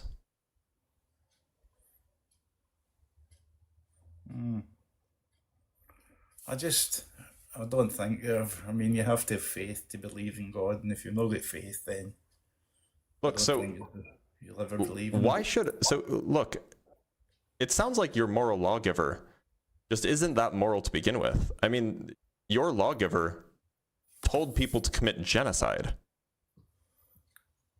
Yes, but how is that moral? If you read into the history of the people he was saying, he always does things for the greater good. What greater good was achieved by having the Amalekite children slaughtered? Well, I don't mean to get thingy, but he's protecting a bloodline. What does that mean? Is that worth killing children? For the greater good, yes. So what greater good was achieved? Well,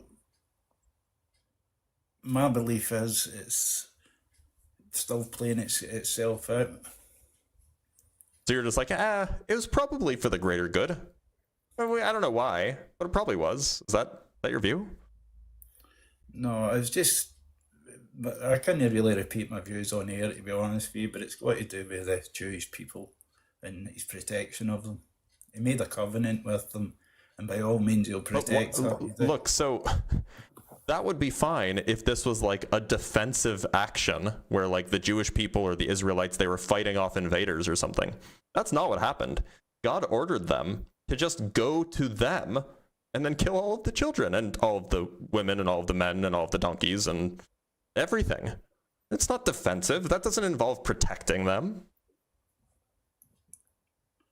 Well, how can you explain then how a small family, like it explains in the Bible, how all the way through history and the things that's happened to them, that these things have been protected?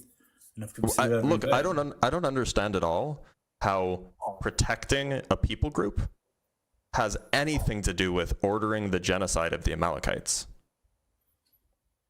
Well, we'll agree to disagree in that, but I just say... Okay, so in what way is doing a genocide protective? Because I think if I remember right, going back a bit now, these people, the kind of sexual practices they had, the kind of child sacrifices... I'm sorry, what were the children doing that deserved to be slaughtered? It's just the bloodline. So, correct me if I'm wrong, but I thought that the son is not supposed to be held guilty by the sins of the father.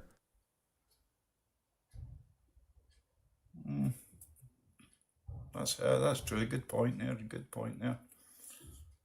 But I believe he's still working his purposes and his plan out.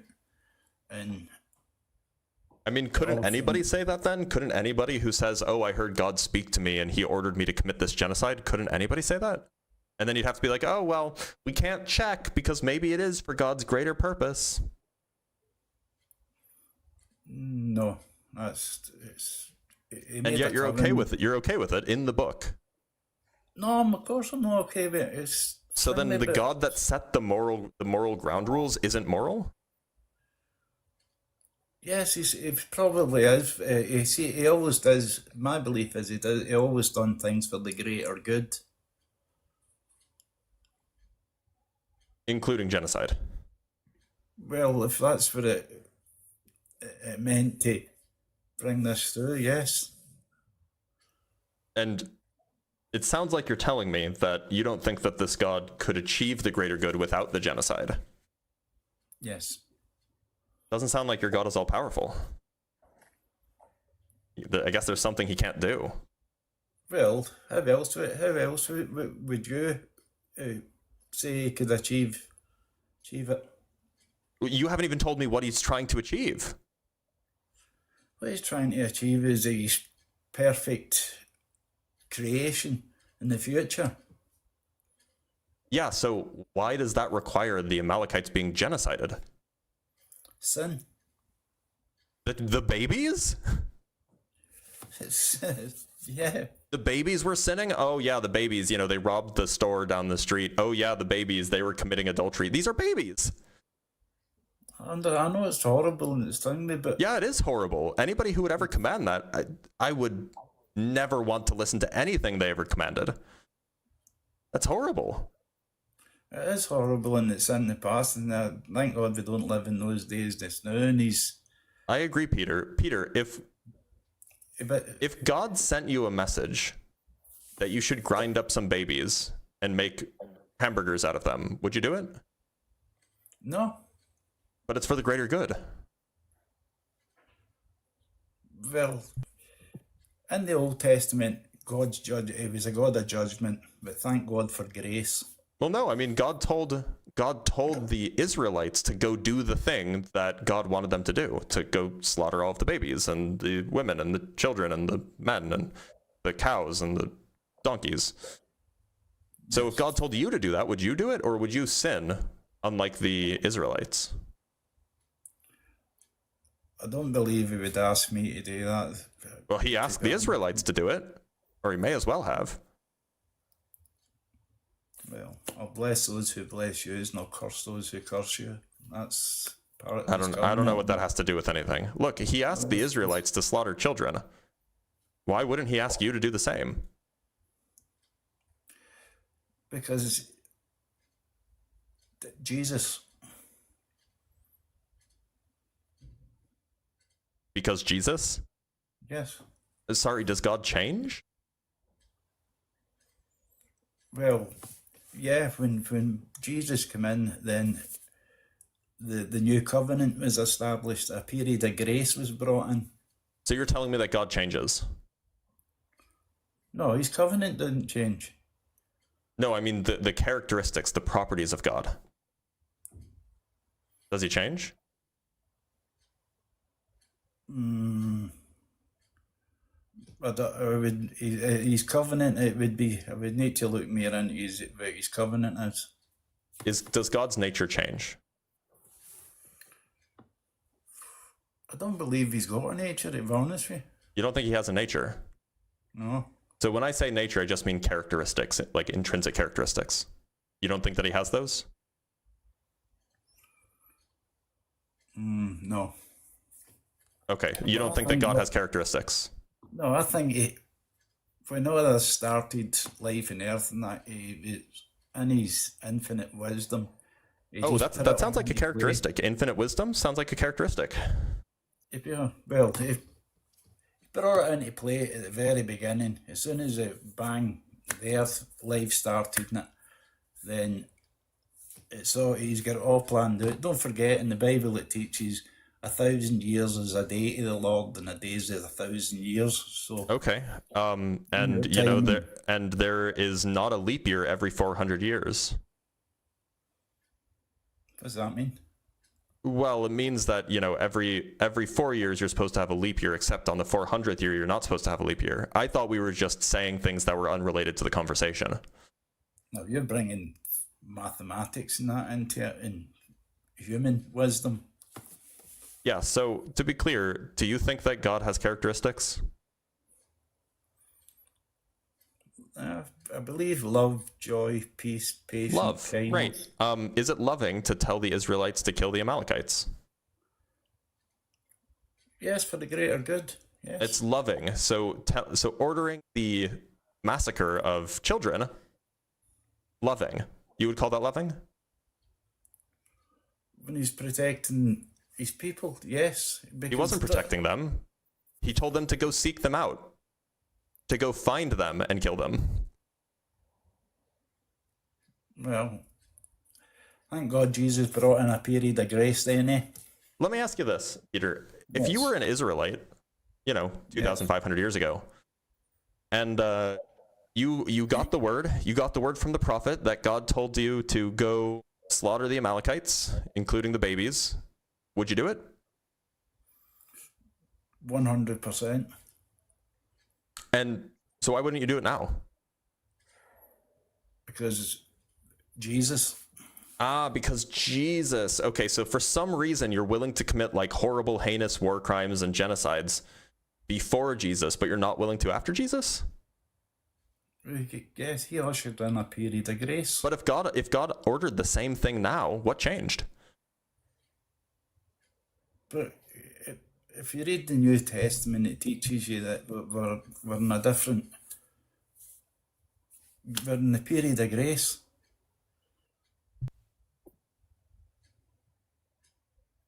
So, when did this start? Grace. On the Yeah, cross. when? The cross. The crucifixion, when Jesus was crucified. And so you're telling me that God would never, condemn people or smite people after that? Yep. What do you make of God doing exactly that when Ananias, the priest, was smitten by God after Jesus died? I would need to look, honestly, I would need to look up that in my book and do a wee bit of further study. Yeah, okay. So to be clear, this is in Acts 5. Okay. It's Ananias and Sapphira. We can just go find the verse if you want. Yes, I do know. I know the verse you're talking about. Yes. And so Ananias was blasphemed killed against the Holy Spirit.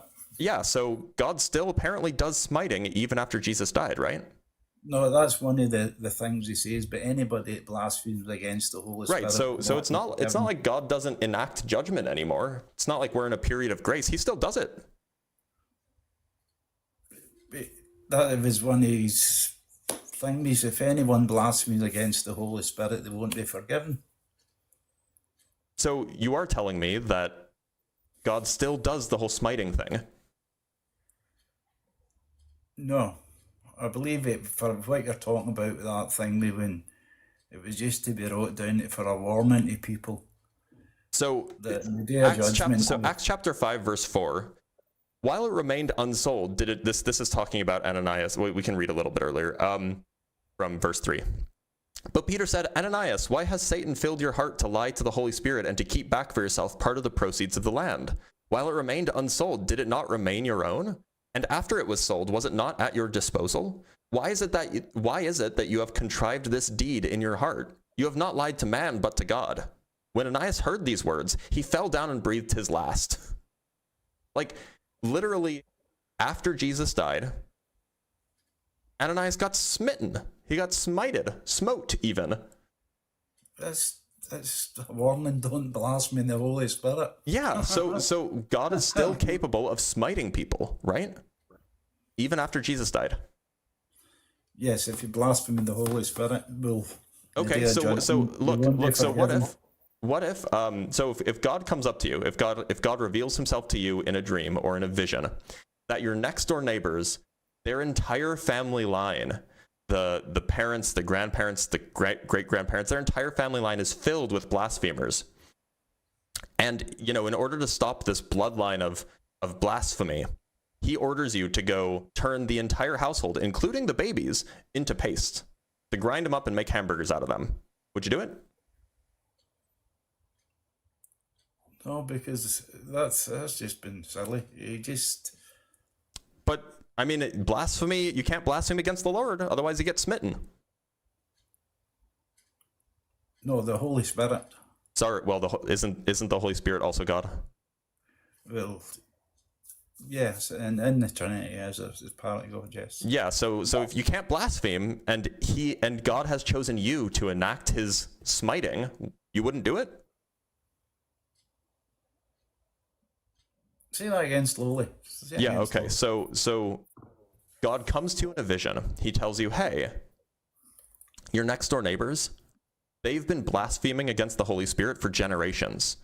And it's come time for me to put an end to that blasphemous family line. And I've chosen you to enact my justice. So I command thee, Peter Drid, go and smite the entire family of blasphemers that live next door to you. Kill the grandparents and the parents and the children, so that they shall never blaspheme again. Would you do it? No, because the teaching, if you read a wee bit further, it says, vengeance is mine, and I shall repay it, declares the Lord. Sorry, one more time? There's another part that says, vengeance is mine, declares the Lord, and I shall repay it.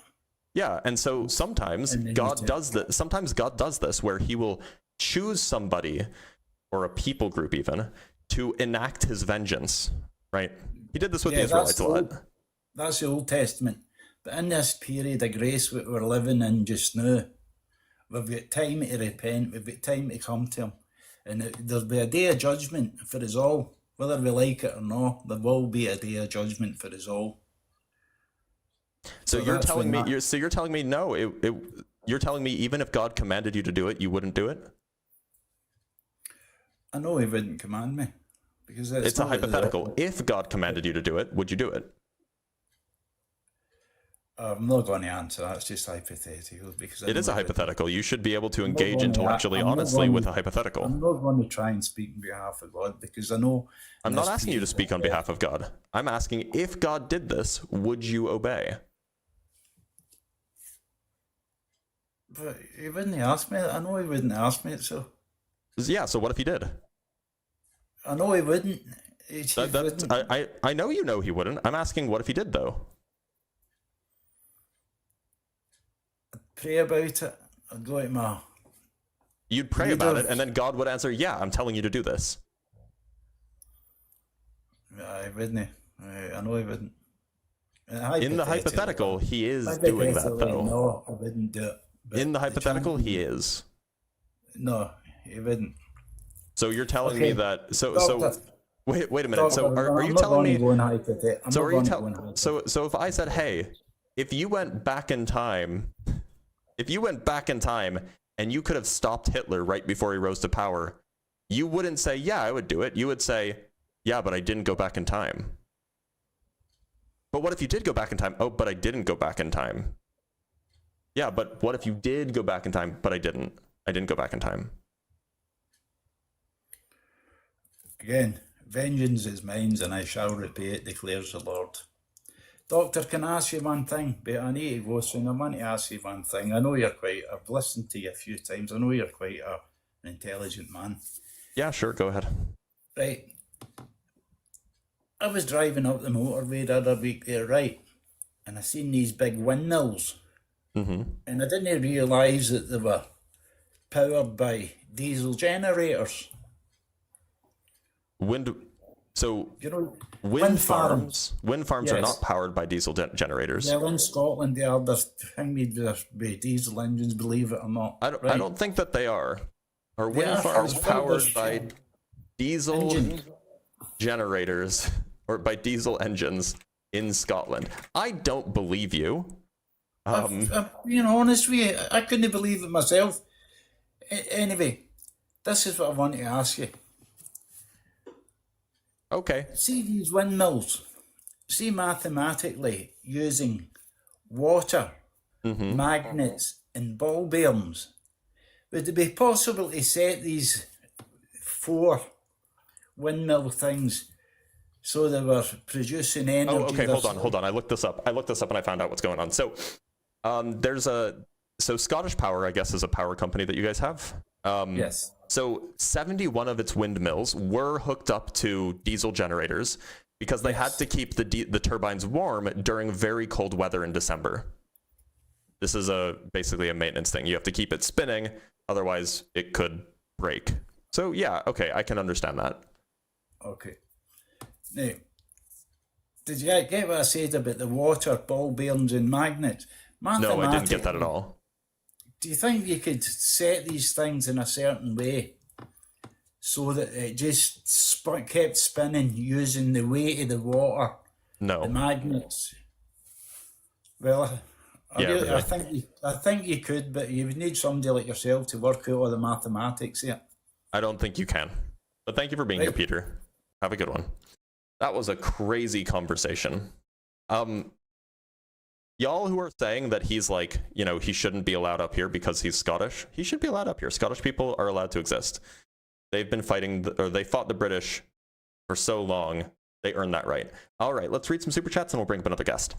So we have from Tim Bimbadil, caller should consult an ontologist. Yeah, caller absolutely should consult an ontologist. Ontology is a very important field of study. From Interstate 5, thank you for the $5, Interstate 5. where did Theia come from? Was it in the inner solar system? Was it from the Oort cloud? What did you think of the Man from Mars movies or Interstellar? So Theia was probably just in a different orbit, like a slightly different orbit.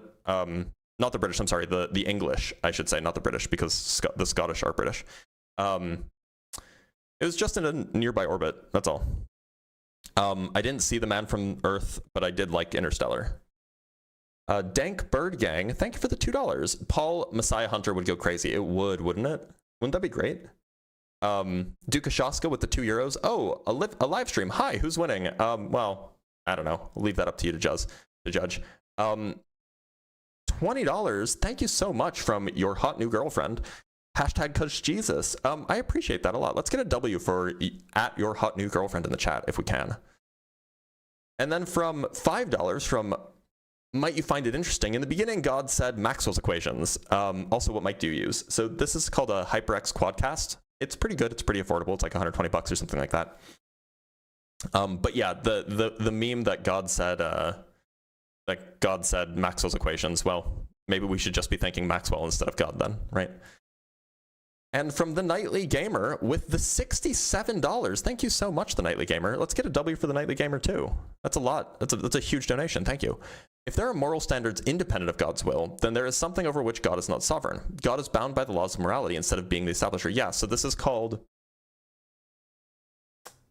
the Euthyphro dilemma, or it's closely related to the Euthyphro dilemma anyway. The Euthyphro dilemma being, you know, is God good because he says so, or is God good because he does good, or he is good? Like, is there a goodness that God is that's separate from him, or is goodness just whatever God says is good? That's roughly what the Euthyphro dilemma is, and it's a serious question. All right, let's bring up another guest. Let's bring up Laeth Main.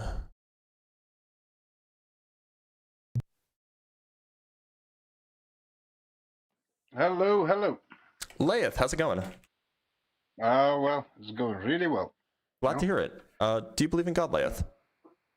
Yes, I do. I am a Muslim, and I believe that science and belief at some point, they not only cross, but they really meet and intertwine.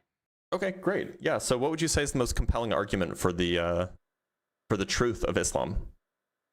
The most compelling argument is, first of all, if you hear about the ontological argument, which is not a proof, but is a standalone, closed, kind of axiomatic proof of how a God of Islam, for example, can be true and logical. Yeah, okay. Do you want to lay it out for me?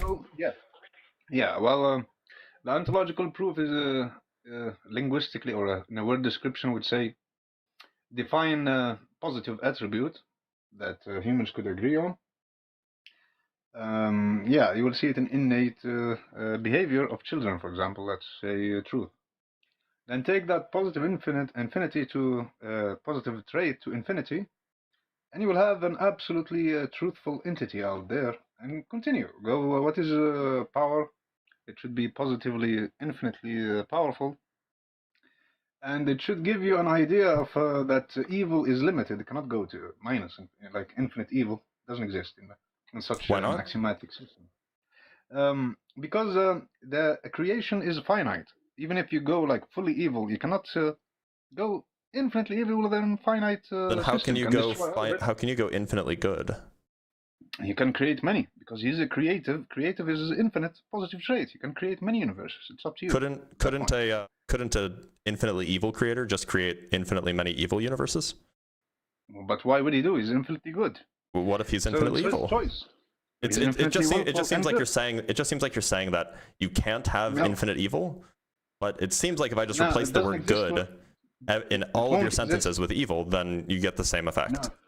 No, the thing about the ontological proof by God, for example, it has no inconsistencies. It's completely, perfectly fine.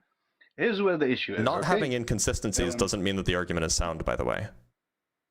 Well, it at least shows you there is a logical way to think of God. So this is what if you grant the premises, then which you haven't laid out, by the way. Like it'd be really helpful if you could lay out the premises. But if you grant the premises, then yeah, the conclusion follows. If it's a valid form of argumentation. That doesn't mean that the premises are true, though.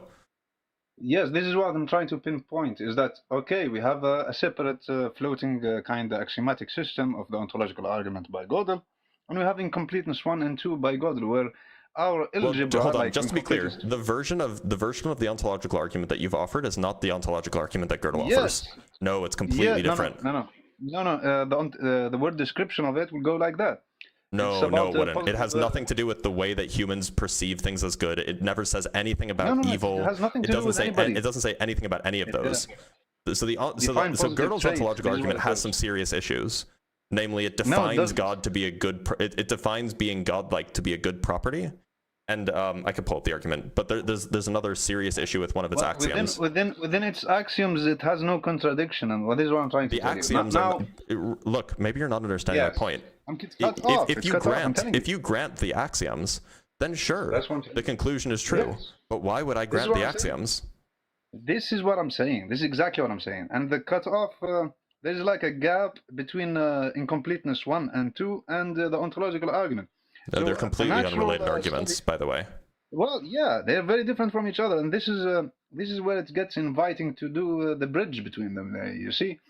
Wait a minute, hold on. We need to back up. You said that you were going to offer me the strongest argument or the strongest evidence that you could present, right? Yes. And the argument that you've presented is a strange version of the ontological argument. But if you're going to say that this is the strongest evidence, then you need to defend the premises. You can't just say the argument is valid and then say, "Aha, well, that's a compelling argument." Like that's not what a compelling argument makes. I didn't say my argument yet, Dr. Blitz. Okay, so then why'd you bring up the ontological argument if that's not your argument? This is referencing. This is what was done. Previously, this is what was done. Okay, well, I want to know what the argument that you're offering is. I don't want to hear about other arguments that you're not offering. All right. So here's the argument. We have you stop me always at incompleteness. So incompleteness 2 is used actually polynomials, and it shows that even within algebra we will have problems that are unsolvable.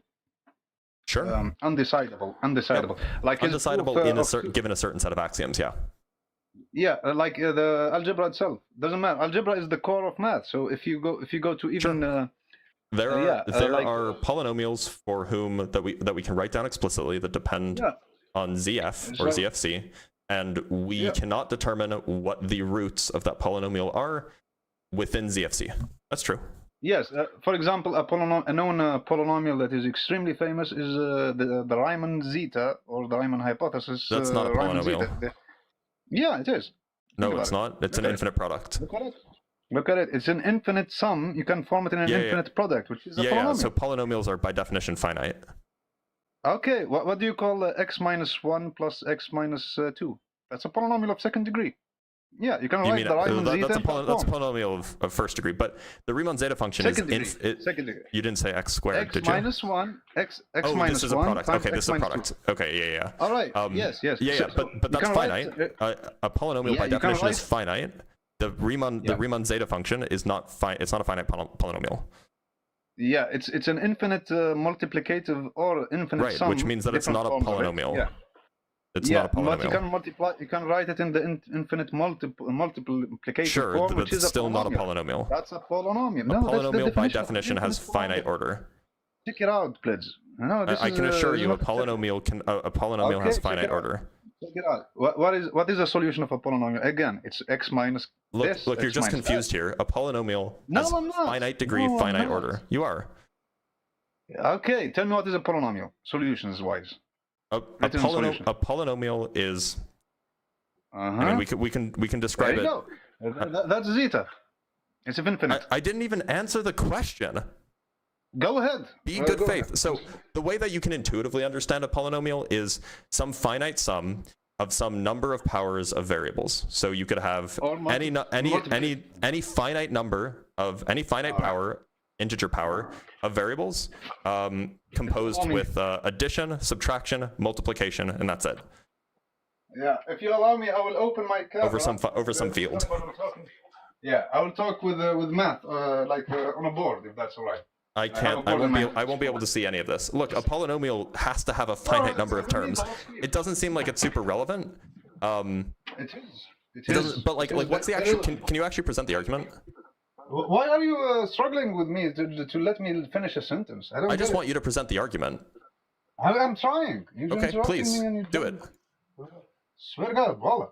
Okay, now you have a third degree polynomial will be x minus a times x minus b times x minus c. So an infinite polynomial will be x minus a with subscript I, with the multiplication goes from 0 or 1 as you choose to infinity. How you define your coefficients. Now, That's not a polynomial. That's zeta. That's a polynomial within solution form. Okay, hold on. What the hell? I guess I just have to show you this. Yeah, show me that. Okay, can you see this? This is Wikipedia. I'm sure that Wikipedia is fine because definitions of a polynomial are fine. In mathematics, a polynomial is a mathematical expression consisting of indeterminates, also called variables, and coefficients that involves only the operations of addition, subtraction, multiplication, and exponentiation to non-negative integer powers and has finite number of terms. Yeah. The Riemann zeta function is not a polynomial. It doesn't have a finite number of terms. The infinite polynomial. There are no infinite polynomials. Write it down. Why did you stop at polynomial? That's it. That's a polynomial. I'm talking about the infinite polynomial. Polynomials are by definition not infinite. Like. Right. Hold on. You will not Why are be you able fighting to on see me? the whole This is like a standard definition. Well, you're denying it. This is probably the worst case of denial I've ever seen. I know. Yes, I'm denying the standard definition of polynomials because you think that the Riemann zeta function is a polynomial. You can define it in many ways. What is a polynomial? It's a group of solutions multiplied by each other. So why are you? No, that's not what a polynomial is. All right. A polynomial is a particular finite set of operations combined or composed together. Like that's what a polynomial is. Well, this is a polynomial, right? Let's say 6. Okay, this is a polynomial. Yes, that's a polynomial. Right? You agree with me, right? So what is this? Plus 2.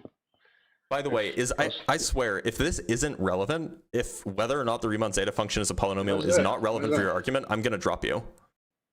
Are they the same or not? Not the same, but I can't really see them. They're small and blurry. Some coefficient here, a. All right, this is x squared. X squared plus 6x plus a. Plus a. And then I mean, they're obviously not the same. One depends on a, the other doesn't. You can factor a polynomial or not. You're being an asshole right now. Can you factor a polynomial this way or not? Of course, you can always factor. You can always factor a polynomial through its solutions. That doesn't mean that it can be infinite. A third degree will have 3 terms, right? 3 terms. Yes, and that doesn't mean that you can have an infinite number of solutions. An infinite. I muted you, by the way. This crash out is wild. Like, this is just like a standard definition of what a polynomial is. There are no infinite polynomials. You're faking science. You're faking science on live now. This is like a crazy crash out. Like just open up a standard algebra book. You know what is a polynomial. Yeah, a polynomial is a finite order object. See how we look like? This is how we look like. You look like a fool. This is a crazy crash out. Hi, YouTube. We don't know. I'll see you guys on YouTube. Anymore? You don't know a polynomial anymore? You don't know? You forgot? Sorry, I'm just writing this down. Yeah, just cough. Finish coughing. No, I wasn't coughing. I was laughing. Yeah. So, does this have anything to do with God? That is how I teach my kids, by the way. Okay. Does this have anything to do with God? Yeah, I already read you a definition of a polynomial. Yes, it has. You can write axioms in polynomial form too. How about that? Sure, I'd believe that. Why? It's not a polynomial, right? Then you can write axioms in zeta form. So you can express essentially, as long as you have a dictionary for how to identify what certain symbols mean, you can often express any proposition as a polynomial. Like that's a thing that's, I think actually Gödel came up with that. Alhamdulillah. So Riemann zeta could explain the axioms in infinite form. The Riemann zeta is not a polynomial. We've been over this. The Riemann zeta function is not a polynomial. I'm not over this. You're really scandaling yourself. I can't believe it. You're a doctor. Do you need me to open up a textbook showing you that a polynomial has a finite number of terms? Write it on Google, infinite polynomial. I'll write it for you if you want. Here, let me just open up a textbook for you. Write it, infinite polynomial. Just write it. I'm actually not going to do that. Instead, I'm going to open up a textbook for you. Okay, go ahead. Actually, do I have my abstract algebra textbook? If I do, then I don't need to go download it. Let's see. Don't download anything. Just use Google like you did with the other one. Well, no, I know. I'm trying to pull up a textbook for you so that you can learn what a polynomial is. Oh, thank Because you apparently so you need to learn what a polynomial is. I needed this scandal to show that actually atheists just deny God, even when it's in front of them. They will deny that what is a polynomial. I don't know what it is. Okay, so I don't have my abstract algebra textbook, but we can pull up this. We can pull up this book. This is a book by Beauregard. Yeah, by Raymond Beauregard and John Fraley. We can pull up this book. We can see if we can find a copy of it. I'll make it short for you. Just open the Lagrange program, okay, and see what it does with physics and what does it have to do with God. Sorry, are you going to make your argument or no? You don't know what is a polynomial. What argue about? I can assure you I know what a polynomial is. Okay, let's go to page 153. All right, so. You're going to page 153. Don't worry. Oh, go ahead. Never mind. I don't have access to this book. It's not freely available. Well, I have access to this website, and it's we can agree it's a good one. It's called LibriTexts, so it has a book. Yeah. So LibriTexts definition of, why don't we just do this, of polynomial? Infinite polynomial. Why Type are that you into mixing Google. This is a different term. Oh, this is a play with game with words. I swear to God, I can't believe it. I thought you would have a real discussion. Yeah, I don't see that. This is not a real discussion. Polynomials, there are two things. There's polynomials and there's infinite polynomials. Two definitions. So we agree that the Riemann zeta function is not a polynomial? All right, what is the Riemann zeta function? Do you know what it is? It's an analytic function. Well, I guess it's meromorphic because it has poles. Yeah, is this the Riemann zeta function? In multiplicative It's hard to see. It's hard to see. Yeah, can you just... So the Riemann zeta function is a meromorphic function. Now, look, I'll copy it here. Is this going to have something to do with God, please? Yes, axioms. Okay, can you make the argument then? Can you just present the argument, please? Yeah. Okay, so here's the argument. I will make it easy for you. Okay, sorry for shouting at you. Sometimes under pressure you forget what are things. It's all right. It happens even with me. Now you can write. This is the multiplicative thing there. Okay, so. You can write axioms in this form, where lambda is the operator. You see, it's an eigen problem now. It's a polynomial. Now this is a polynomial, and you can write it from 1 to infinity. It will be an infinite polynomial. Now what is this? This is also the You can just call it an infinite product if you want, by the way. Yeah. This is the Riemann zeta. You can write it in this form where lambda equals 1. Okay, that's Riemann zeta. Now. To show you a reference for that. Wait, no, that's not the Riemann zeta has a different expression. But anyway, okay. Actually, it doesn't matter. Sorry, I'm not going to get bogged down. I'm not going to get bogged down in your mistakes. It's fine. Make your argument. No worries, no worries. But anyways, you can write Riemann zeta in this form. You can find what is lambda. I thought it's 1. Maybe it's something else. Good. It's something else. Yeah, it's something else. All right. But go ahead. All right. But this is the Riemann zeta, and it is the infinite polynomial. They're the same thing. All right. But you have to change lambda. Okay, now this one also you can describe with the z and the lambda and another coefficient maybe here. You could really put your axiom system, like let's say Aristotelian logic, formal logic, or informal logic too, by some manipulation of this. Okay, so what's the argument for God? Somewhere here. Yeah, you can express the ontological proof here. And the infinite positives, you can express them with algebra itself. Now, what is incompleteness is when you have a finite polynomial, because it tells you have to be able to read the code or the algorithm that you're reading to be incomplete. No, you can have finite polynomials that still don't have known solutions under a given set of axioms. That's all right. No. I mean the incompleteness theorem. The incompleteness theorem has nothing to do with polynomials being finite versus polynomials being infinite, even though there are no infinite polynomials. Yes. This is where the extension comes. Incompleteness theory tells you from its polynomial proof that there will be polynomials you cannot solve because you have more than 5 degrees and other. That has nothing to do with incompleteness, by the way. Really? Polynomials of not being able. Yeah, that has to do with Galois theory. Sorry, this is called incompleteness theory. No, that's not called incompleteness. It has to do with Galois. Okay, it has to do with Galois. That's Galois theory. That has nothing to do with incompleteness. The group theory has to do with zeta, and zeta has to do with infinite polynomials. They are all related. So the lack of ability to solve algebraically for some quintics has absolutely nothing to do with Gödel's incompleteness. Yeah. What if it was 6 degrees? Can you solve it analytically? It's true for any degree, or it's true for some polynomials with any degree Do greater you than or have equal an to 5. algorithm? Do you have an algorithm for solving a 6 degree? I'm sorry, did you hear me? Predict an algorithm. I'm sorry, did you hear me? Yes, I heard you. But Okay, what did yes, I say? heard Because I you. answered your question. You said this for 5 years can solve it, whatever. But 6, No, you can didn't hear me predict a then because I solution? didn't say Can you predict an that. algorithm? I didn't say that. Yeah, can you so you didn't predict hear an me. algorithm? All right, go ahead, say it again. Yeah, Since so didn't what hear I you. said is that for any polynomial or for any degree greater than or equal to 5, there are going to be some polynomials that you cannot solve using strictly algebraic means. Yeah, You so you cannot don't solve it have through an roots and algorithm. through other you don't algebraic have- expressions yes, or yes, algebraic operators. Yes. So That has nothing. That yes. has So- absolutely nothing to do with so having- incompleteness. So any algorithm you have will not be decidably giving you a solution in No, it degree has 6 not. or This above. has, It's to be clear, this undecidable. has nothing to do with decidability. This has nothing It to do is- with any of that. This has to do with It algebraic is solvability. undecidable that your algorithm will work or not, Yeah, you can period. absolutely Now you have absolutely construct an axioms. algorithm. Okay, I have to mute you again because this is just Now this is your embarrassing for you. There's absolutely an algorithm that you can find that you can use to find the roots of any polynomial to any degree of accuracy that you want. However, it just does not necessarily, for polynomials of degree 5 or greater, you can't necessarily express an algorithm that involves only the 4 fundamental operations, plus, minus, multiplication and division, exponentiation, and sorry, not exponentiation, and taking roots. Those are the only. It's just No, it's a polynomial, for that's degrees what greater than or equal to 5, your algorithm must include something extra beyond that, but it has absolutely nothing to do with incompleteness. Look, listen, God doesn't need people. People need him. In the end, if you believe Wait, what I'm is sorry. a polynomial or not, What's your argument for the existence of God? I'm saying that if you feel that God needs you, he doesn't.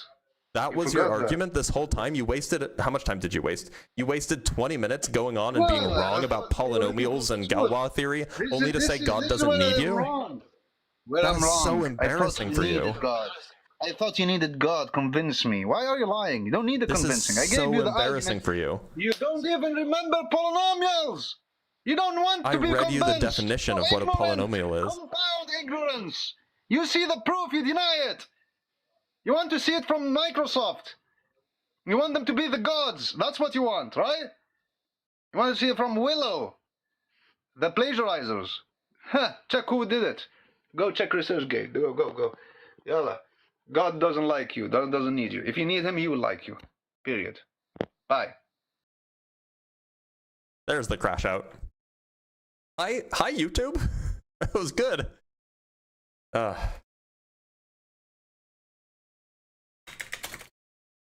That is going on the list. All right, let's talk to another guest. Just double checking. Oh, we have some super chats to read. Dr. Fudge with the $5. The Scottish windmill story was actually apparently a bit of a scandal by my reading. If the explanation is accurate, those upset were tilting at windmills. That's funny. But also, thank you for the $5, Dr. Fudge. From Germs Rosselino, thank you for the $2. Holy Dunning-Kruger. Yeah, so I don't know if that guy had a math degree or not. I suspect he doesn't. So look, infinite polynomials, it's not really a thing. Polynomials by definition have finite order and have finite degree. But people often use the phrase infinite polynomial to refer to things that are not polynomials. They use them to refer to like power series, for example. All right, let's talk to Angelic Baby.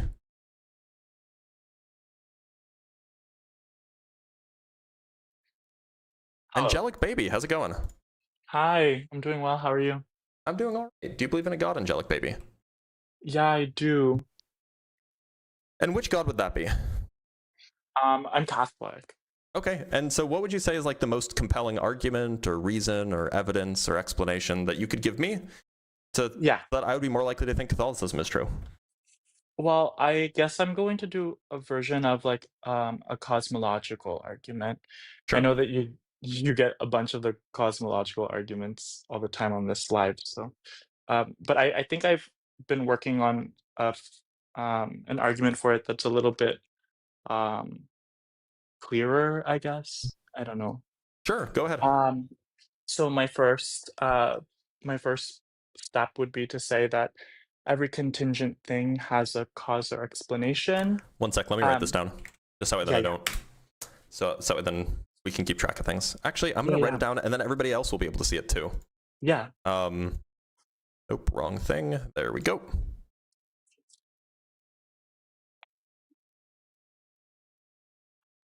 Here we go. Okay, so we have P1.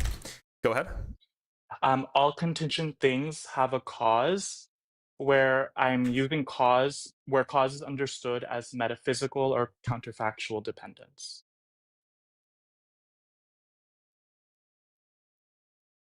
Okay, sure. And then premise 2, the physical universe, which I'm defining as all of physical reality, is a contingent thing.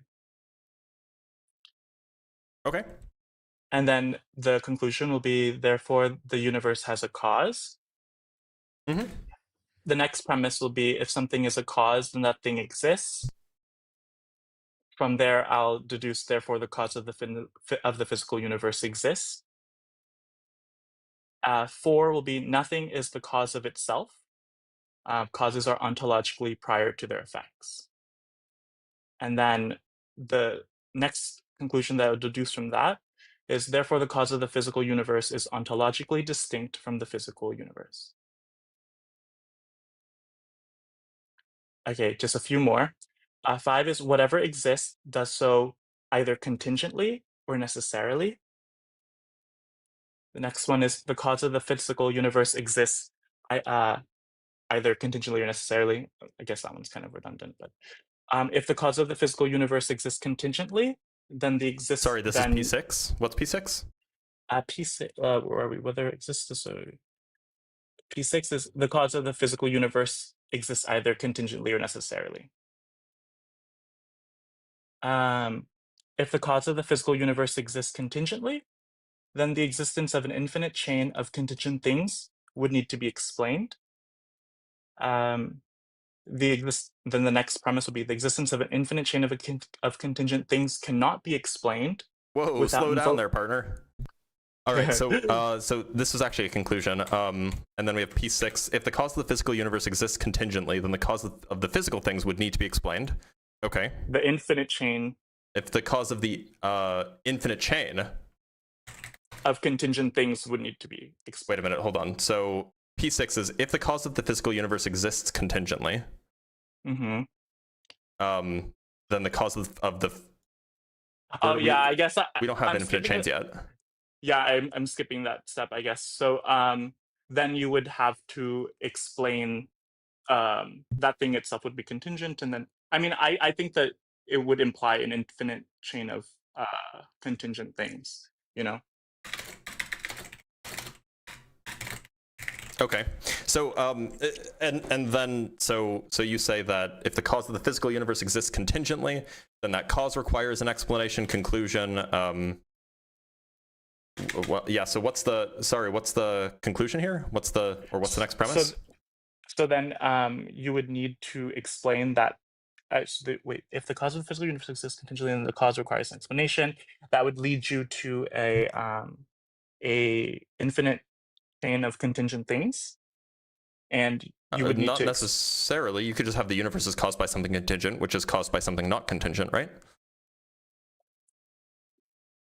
No, but then by premise 1, that thing itself would be contingent. Look, so if the universe is caused by B and B is contingent, but B is caused by A and A is not contingent, then there's no issue.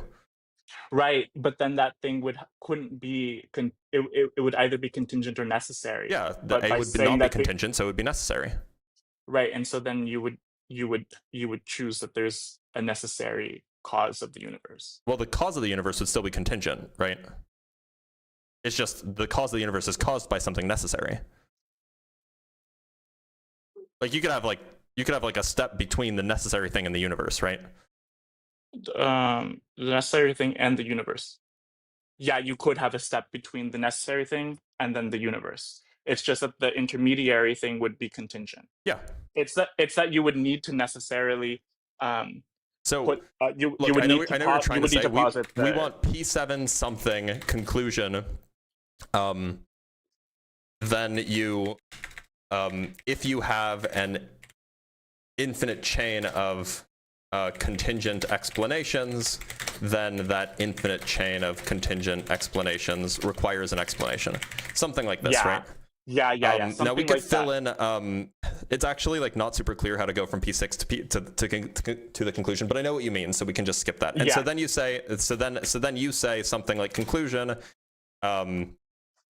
Therefore, therefore the chain of causation must terminate at a necessary thing. Something like this. Can Yeah. you call that Yeah. God? Something like that. Yeah. Okay, so let's talk about this. I appreciate you for being super explicit here. So Yeah, I tried to make it as simple as possible, but it's also like it's so much information. It's kind of hard, look, yeah. there's a few questions here that I mean, Yeah. like I would push back on. Like I could push back on P2. Mhm. I could push back on P1. I guess P3 is probably fine. I'm skipping over the conclusions because if this is valid, I mean, except perhaps this at the very end. But if this is valid, which it is, then I can only push back on the premises. Nothing is the cause of itself. By this you mean that there is not a thing that causes itself, not that this thing called nothing is the cause of itself, right? Yeah, it's like no thing. Yeah, sure. Okay. Yeah. There we go. We want no thing. That's fine. P5, whatever exists, does so either contingently or necessarily. That's probably fine. We need to talk about what you mean by contingent, but that's okay for now. P6, if the cause of the universe exists contingently, then that cause requires an explanation. Okay, sure. So if we grant the other stuff, that's fine. So really, we want to. So first, I want to understand what you mean by contingent. Yeah. So by contingent, I'm using it as a modal distinction, meaning that if it could have failed to exist in another possible world. Okay. That's fine. So okay, so that's what you mean by contingent, sure. So now why should I accept P1? I think that you should accept P1 because I think it's pretty understood that if something is contingent, then it could have not existed in a different world, right? That's true. Yeah. And there has to be a cause or explanation for why that thing did not exist or does exist. Why? Because then it would be arbitrary to say that something is contingent. Okay. Well, no, it wouldn't be arbitrary. It would just mean that there's a possible world where it is this way and a possible world where it isn't this way. That's not arbitrary. But then there would be a difference between the two worlds. Yeah. And it's that difference that would explain why something is existing contingently. So the difference is that it exists in one and doesn't exist in the other. Presumably, so you say cause here, and by cause you mean metaphysical or counterfactual dependence. But suppose that there is no dependence. Do you just mean it depends on the world in which it's in? Because that's a very strange notion of dependence, where it depends on typically the worlds are defined by what's in them, right? So it would be very confusing to say that a thing depends on the world that it's in. So by metaphysical dependence, I mean that the existence relies on something else, the existence of something else, right? So if you say let's say like a causal thing, right? Let's imagine you throw a ball at a window, and that the cause is throwing the ball, and the window is it breaking. You wouldn't have the window break, right? The window breaks only if the ball is thrown, right? Yeah, so there's so a dependence you're there. taking cause to be some sort of ontological relationship, right? Yeah. Okay, well that's fine. It's just not it's just not an analytic truth that contingent things have a cause in that sense. Cause or reason. I mean, it could be essentially what you're asserting is the PSR here. A weaker version of the PSR. It's not the weakest version of the PSR. And so look, the way I. Oh, by the way, sorry, I have to ask a separate question. Do you take relationships to be included in the set of things that are either contingent or necessary? Of relationships within contingent or necessary. As existence, like them being relationships existing necessarily or contingently. Like for example, would you say the statement would you say it makes sense to say if I throw a baseball at the window, then the window breaks? Would you say that proposition, that relationship between me throwing a window, would you say that that's in the category of things that are either contingent or necessary? I see. Yeah. So if there's a metaphysical dependence between the two of them, then it would be necessary. Yeah. What I mean is the relationship itself. Is the relationship itself necessary? or contingent. Like, i.e., does it make sense to say that like there could be no other way? Like, if it's the case that the baseball, like if that relationship is necessary, then it follows that if the baseball hits the window, then it necessarily follows that the window breaks. Or alternatively, if that relationship is contingent, then if the baseball hits the window, then it doesn't necessarily follow, but it's possible that the window will break. I guess what I'm asking is, are you saying that, would you agree that in this worldview, would you agree that propositions are objects that can be either contingent or necessary? I don't know if I don't know what kind of commitment I have to that. All I know is that like if we're talking about causation, like let's say like in the physical universe, it could have not been the case that those things were causally related, right? Because the physical laws could have been different. So the reason why I'm asking is because often we can offer often the kinds of explanations we offer are like relational explanations. Right. And if relational explanations aren't in the category of contingent or necessary, then that means that that means that P1 is false, right? Because then you could have things that, or sorry, that means that the conjunction between the conjunction between P5 and P1 is false. Because you could have things that have a cause that are relational, where the cause is some like relation between the things. But because relations are not the kind of things that are either contingent or necessary, it would mean that there is a cause for something that is not contingent or necessary. And so if you take that, I guess, and also in conjunction with a thing being a cause exists, then that would mean that it exists, but it's not contingent or necessary, and yet it's a cause of something. So you would have an issue there.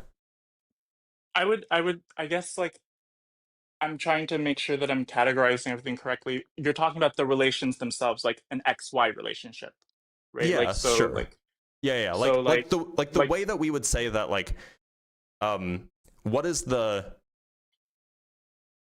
and I can just give an example, like, what is the cause of the best example I can think of is from quantum mechanics. What is the cause of the wave function evolving the way it evolves? Right. Oh, I see. Yeah. And like the answer that we would typically give is like, look, the wave function is a thing that obeys a certain kind of relation.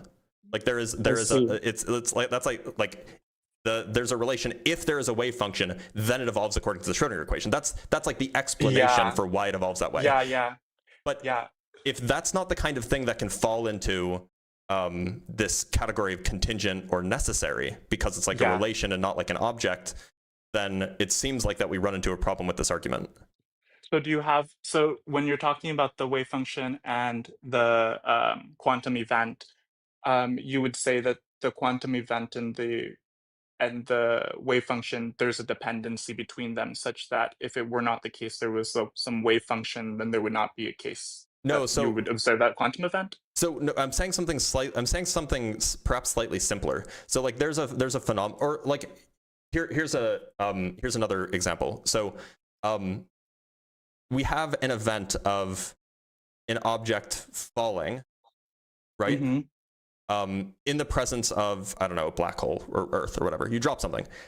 There's a few different pieces for the cause. You could say like, oh, the heavy thing that has the gravity is at least partially responsible for it. But there's also this relationship, right? There's this relationship between heavy things and this force that causes things to fall. Like if you didn't have gravity, well, the heavy thing wouldn't make the lighter thing fall towards it. So you need this extra relationship, this extra kind of like conceptual or propositional relationship between, a heavy thing and the thing that's falling. And that is also a cause, insofar as if that relationship were not there, then the event wouldn't happen. So you need to, and the reason this is an issue is because if you say that relationships can be necessary or contingent, then you end up either accepting brute facts, or you end up accepting this, or you end up being a necessitarian, and so everything becomes necessary. On the other hand, if you don't accept that relations are the kinds of things that can be necessary or contingent, then the argument itself is unsound. because Well, with, you end up saying like there are, for example, you would say that if something is a cause, then that thing exists. So P3 just is not true in light of that, right? okay, I see. Well, I think I'm tracking, but it's a little confusing. When I say like like when you're talking about the relationships between like the ball falling and then like all of the like sort of the gaps in between, like or like the laws that you're bringing about, they're describing still the physical universe, right? So when I say like the physical universe, I'm talking about all the laws, the physical entities, But the laws and aren't physical, right? yeah, but they're describing physical things, right? So I Well, was I mean, saying all of sure. physical reality. All you can just say like all S- of physical reality, or Well, sure. Look, but what I'm getting at is that there are certain necessary relationships, like propositional statements. I shouldn't say necessary relationships. There are certain propositional statements. You can call them what are they called? Like A implies B. There's a word for this. modus ponens. No, I'm not talking about an argument. I'm talking about like the name of a. It's an implication. There are certain implications, relational implications between if A is true, then B is true. So actually It's maybe I'll that just so here maybe I'll make this point. So suppose so let's say A is necessary, P2. The proposition A implies B is necessary, and so the conclusion is that B is necessary. So the kinds of things that make up physical reality, these are the kinds of things that are A, right? A is like, a plant, or like a black hole, or, an electron. Like those are the things, and the things are either necessary or contingent. Wait, A is going to be the variable for all the physical things. So that's not what it's standing for, but like the way that you should think about it is that way. So like it makes sense to say that some things can be necessary, some things potentially can be contingent. Like, you could say that like, I don't know, the Earth is contingent, or maybe at least it's in principle possible that like, a black hole is necessary or whatever, right? Like these are the kinds of objects that are either contingent or necessary, right? The question is whether or not this kind of sentence makes sense. Does it make sense to say that this relationship is necessary? That's the question that I'm asking. I see. So like whether, well, since I'm talking about them as metaphysical dependence, and so since the metaphysical dependence is a necessary truth in all possible worlds. Sorry, can you repeat that? So, like so if these variables are taking into them like objects, right? So yeah. like So let's say this is like object A and object B. So we have object A implies object B. Does it make sense to say that relationship, that whenever there's object A, that if object A exists, then object B exists? Does it make sense to say that relationship is necessary? That the relationship is necessary, regardless between, of say, what A and B. Well, no, regardless of what's inside of the. Like suppose that it's the case. I don't know how else to explain this. I guess what I'm trying to get at is that there are objects that propositions point to, and then there are propositions themselves, right? And so so I can say like the apple is red. That's a proposition, right? It has an object. The apple that has a predicate is red. No problem. And so like that proposition that points to an apple, which is a thing, and it points to perhaps a property of that apple. Which, whether or not properties are things is a different story, but it points to a property of that apple. And so the proposition is true in light of what the apple is. But the question is, the proposition is not the redness of the apple. The redness of the apple is like a thing that exists. The proposition is a relationship between the apple and its redness. So the question is can those kinds of things, these kind of abstract propositions, can they be contingent or necessary that describe relations between objects? Can relations be contingent or necessary?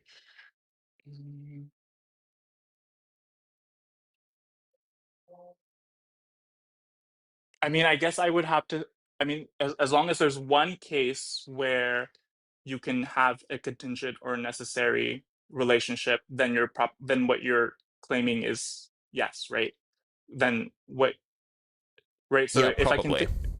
right? So it means that there is some relationship that is contingent or necessary. So we just need to have one example of a relationship that is necessary.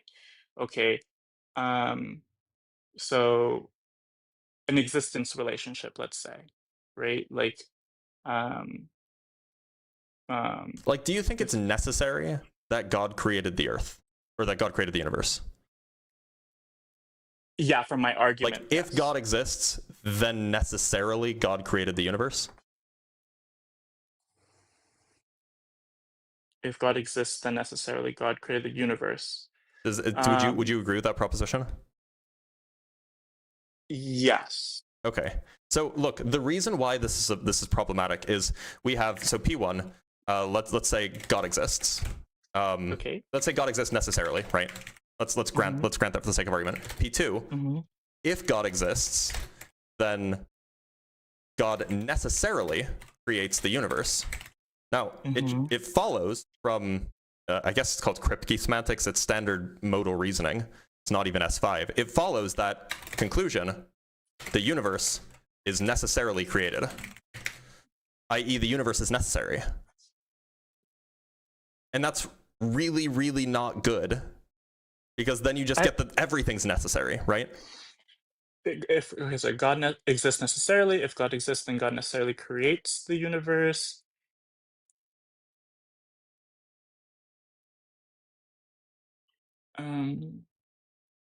I don't know how. I don't think it. I would guess I would stop at P2. That's the only place that I would be able to stop. So if God exists, then God necessarily creates the universe. Yes, but the universe itself still has the modal property of being, like, it could have been different, right? No, that's well, we can change P2 to, we can say if God exists, then God necessarily creates the universe in a certain way. So are you suggesting that God could have created the universe in a different way? Yes, I am. So then you're saying that, so now we have premise one, God could have, or what do I want to say? Yeah, God could have, God's creation, let's say God's specific creation, like describing all of the different properties that the universe could have had. God's specific creation is contingent. Okay, what is it contingent upon?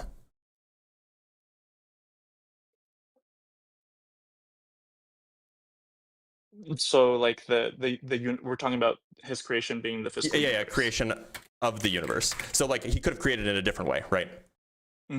So what is it contingent upon? Okay, so I guess it would be contingent upon God, right? Okay. Now, so God's specific creation of the universe is contingent. Is it necessarily contingent upon God, or could it have been, meaning, could God have, could the relationship between God existing and that specific creation have been different? Could God existing have led to a different type of creation? I see. Basically, what I'm getting at is that there's kind of like, for any cause effect, or for any I guess cause effect relation, we can use that language. For any cause effect relation, there's kind of two pieces that can either be contingent or necessary for a given effect. There's the actual cause itself, could be contingent or necessary, and then there's the relationship between the cause and effect that could be contingent or necessary. Like, it could be that God exists necessarily, but there's some contingent fact about the way that God's existence leads to the creation of the universe. But now you have a contingent relation that itself requires explanation. And so you either end up with either a infinite chain of contingencies, B, a brute contingency, or C, that there are no contingencies at all. Because a necessary being having a necessary relation with an effect means that the effect is necessary itself. A contingent being with a necessary effect? Yeah, so let me just, I'll just write it out in variables. So we have A is necessary. Okay. And then we have A implies B is necessary. That means that B is necessary. So A is God. The relationship A implies B is if God exists, then God creates the universe, for example. That means that the universe is necessary. Or if God exists, then God creates the universe in a specific way. If that relationship is necessary, then the universe being in this specific way is necessary. I think P2 is jumping though, because when you are talking about the relationship between A and B, you're talking about the relationship itself and not including. No, you're right. So if I say that instead that this is contingent, well, then I just change the conclusion and I say A implies, I just say A implies B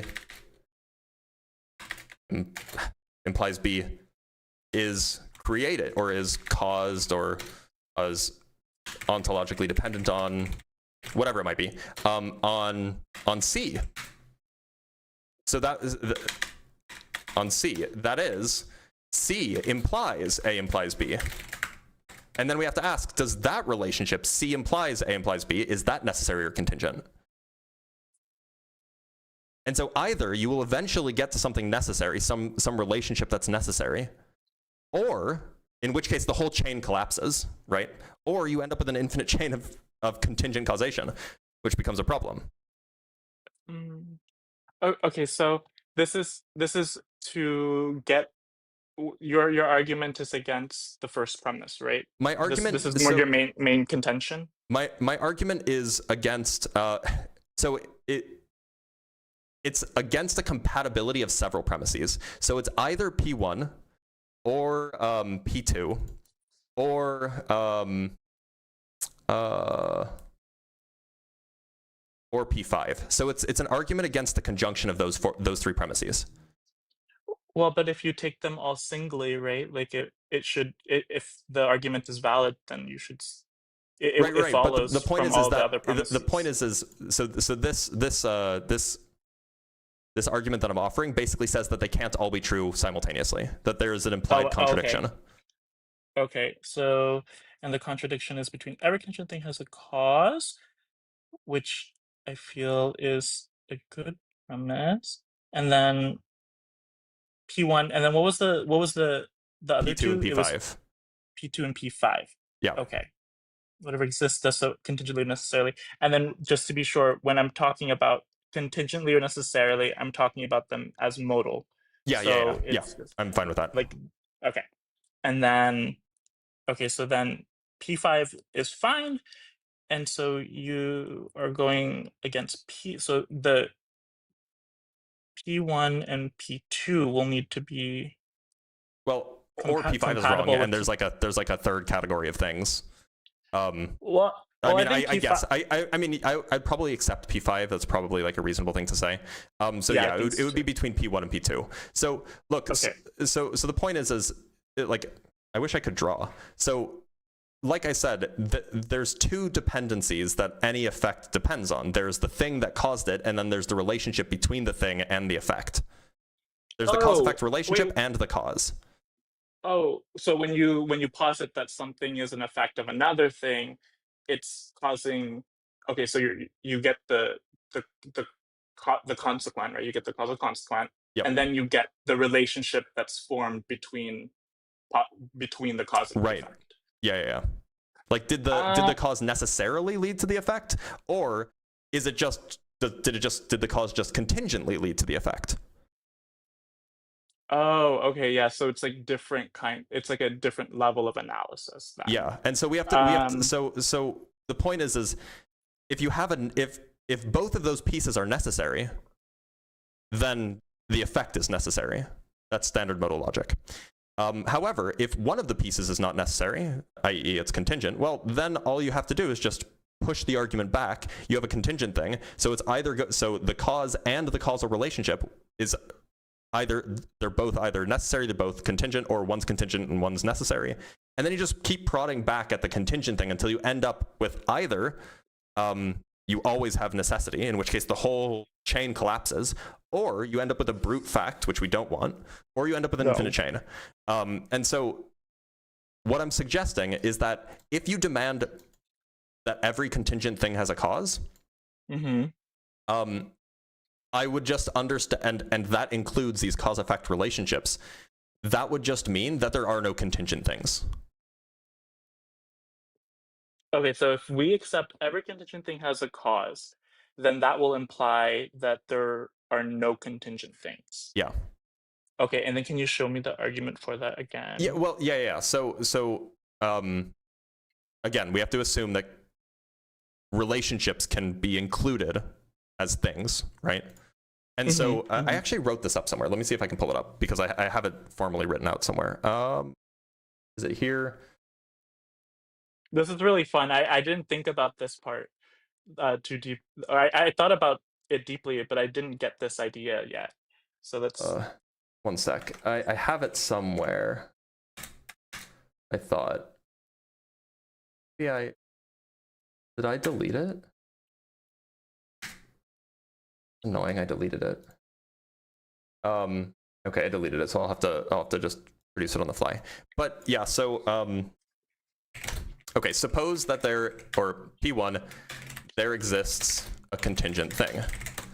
P2 is just what you called P1. Every contingent thing is a cause. Conclusion, let's call it a contingent thing A.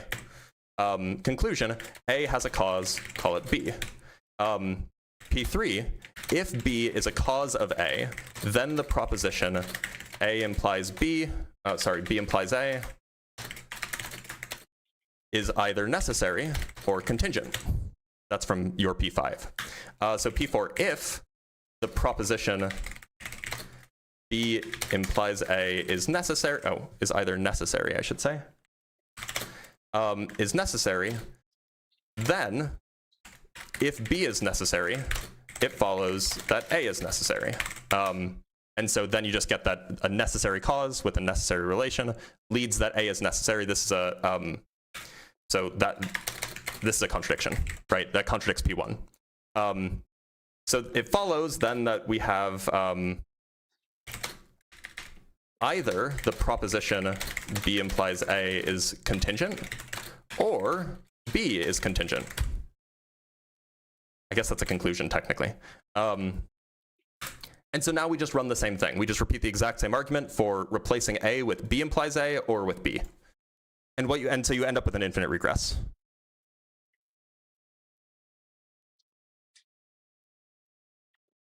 But then, so you end up with an infinite regress, and that infinite regress is absurd. But and then so premise one must be rejected. Or premise one could be rejected, or you could reject the assumption that relations are things that can be necessary or contingent. But then the relation, if you reject that, if you reject that, then we have examples of things that do have. Then we have examples of things that have causes that are not necessary or contingent. Wait, how? How? So, like the example I gave is like the gravitational relationship between a heavy thing and a light thing, right? That is a cause per your definition, because if that relationship didn't exist, then the thing would not fall. And yet that is a relationship that if the heavy object exists, then the light object will fall on it. If that relationship wasn't there, surely the object wouldn't fall. Or if that relationship is false, rather. Oh, okay. So then you have the physical events, right? The physical events of the thing actually falling, and then you have the proposition that describes those events. Yep. Okay, and then you're saying that those two things describes that describes the relationship between the cause and the effect, I should say. That right. So the relationship that you're talking about, like if A then B, that relationship is still dependent on the physical events, right? Like you wouldn't have. I don't know if I would say a relationship is dependent on physical events. The relationship can be true even if the events don't happen, right? The relationship like for example, you could have gravity in a universe with no matter in it. It would just be kind of vacuously true. Like the relationship, if there's mass near me, then I feel an attractive force. That could be true, even if there's no mass near me. But isn't gravity physical? That's the question. Or that is a really important question. I mean, like we describe these things as we want to say that they're physical because these are. So yes, but also it is the physics. Like I guess it's important, perhaps an important distinction to make. That like, is the physics physical? Maybe, maybe not.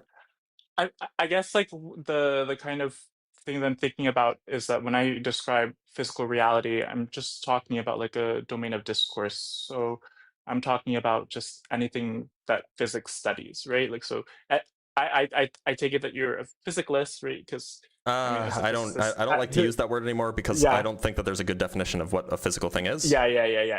Yeah, but as long as that thing is physical, it would have a cause, is what So, I would so imagine. okay, That, so as long then, as that thing is physical, then it would be contingent, right? so what is the so what is the what does it mean? Well, okay, yeah. So then you agree that these kinds of relationships between things, those things could either be contingent or necessary, or they are either contingent or necessary. Which then just leads us back to this issue of you either you have to reject premise one. There exists a contingent thing A. I guess let me just read this really quick just to make sure that I'm agreeing. There exists a contingent thing A. Oh, okay, so I'm on vertical, so I can't really see the whole thing. Oh yeah, I can move around, or I can make it smaller, perhaps. Oh yeah, that works. Better. Yeah, but could you move it a little to the left or to your right? My right. Or I guess now it is your left. Okay, then. there we go. Okay, there you go. There exists a contingent thing A. Every contingent thing has a cause. A has a cause. Okay. Okay, yep. Call it B. If B is the cause of A, then the proposition B implies A is either necessary or contingent. Oh, okay. Then the proposition B implies A is either necessary or contingent.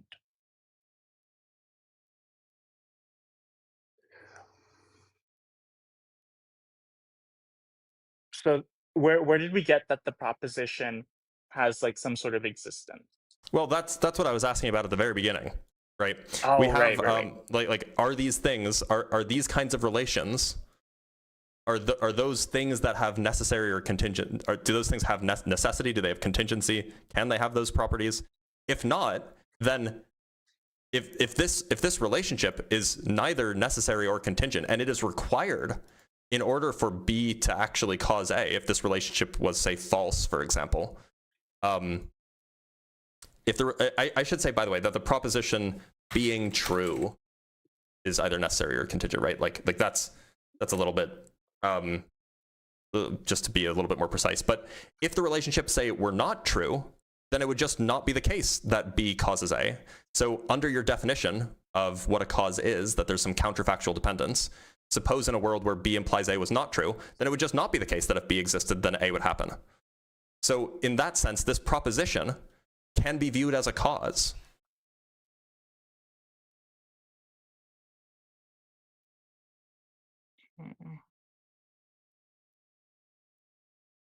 I guess I don't know if I'm really following, but I would imagine that there's some sort of like with the physical thing that B is a cause of A is a physical thing, let's say, right? And then the proposition B implies A being true, you would have to say maybe it's an abstract object or something. Some abstract object, yeah. So if it's some abstract object, then that thing doesn't have causal powers. Given the definition, so would you say that abstract objects are either necessary or contingent? Abstract objects are either necessary or contingent.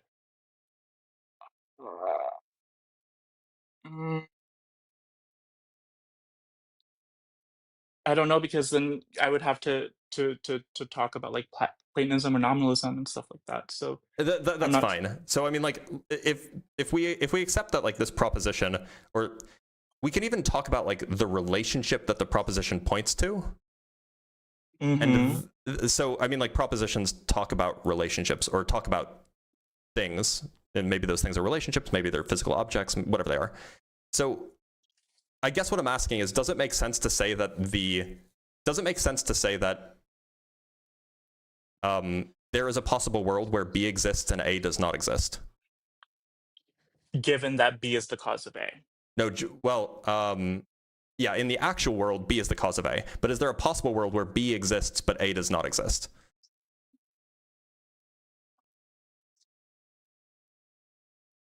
Like just the objects themselves, not the B. Not the like, proposition, no. Just is there a possible world where in our actual world, the existence of B implies the existence of A, right? Right, in our world, right. But is there a world in which the existence of B does not imply the existence of A? Is there a world where B is?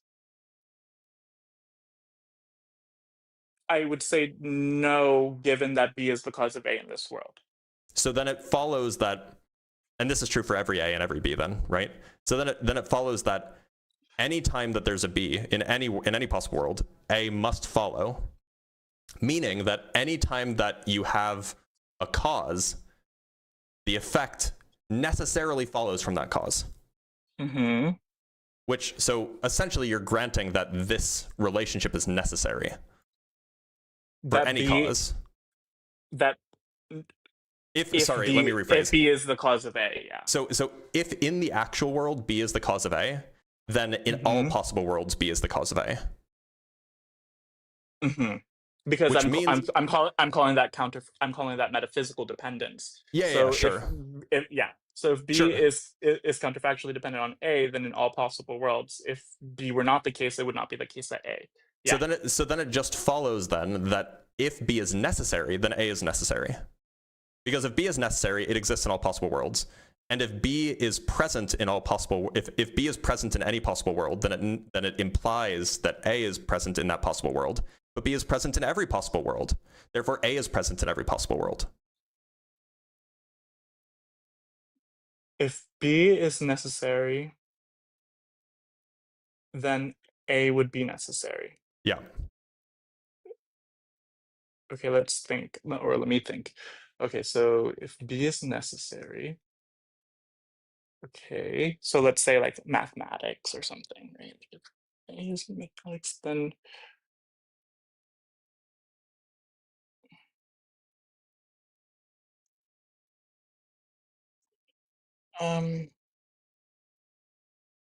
if B is necessary, hey, could you say that part again?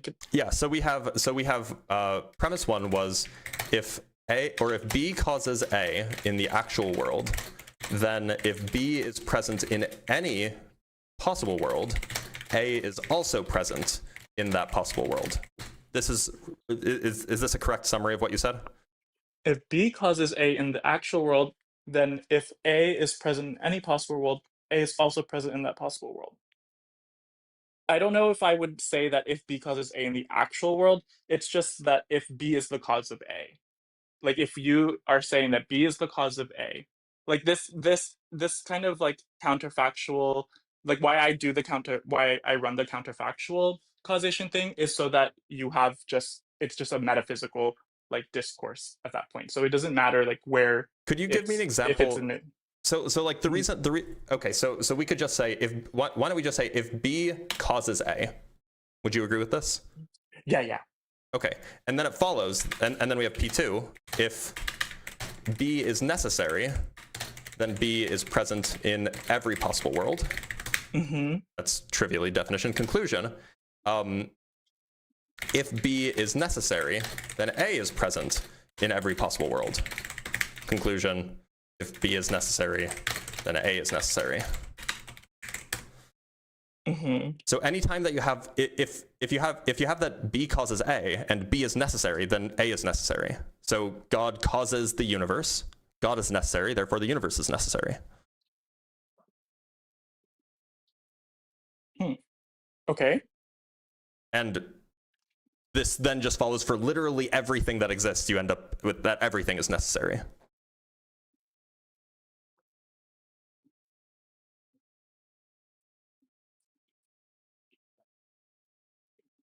And then the explanation for the existence of all of those things that follow from God, you would still have the ultimate like sort of explanation coming from God. Yeah, so your chain of necessary things would end at God, but there are no contingent things at all.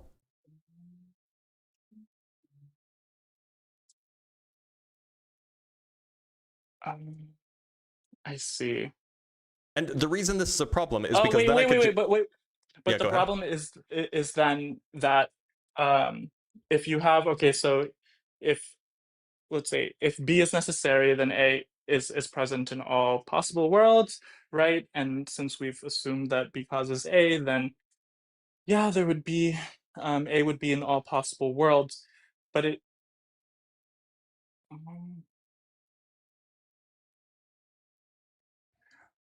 but couldn't it still be the case that A is still mutable, right? Like, because B could have not been the case, right? Let's adjust this just to be a little bit more precise. If B causes A to be exactly as it is, then if B is present in any possible world, A, exactly as it is also present in that possible world.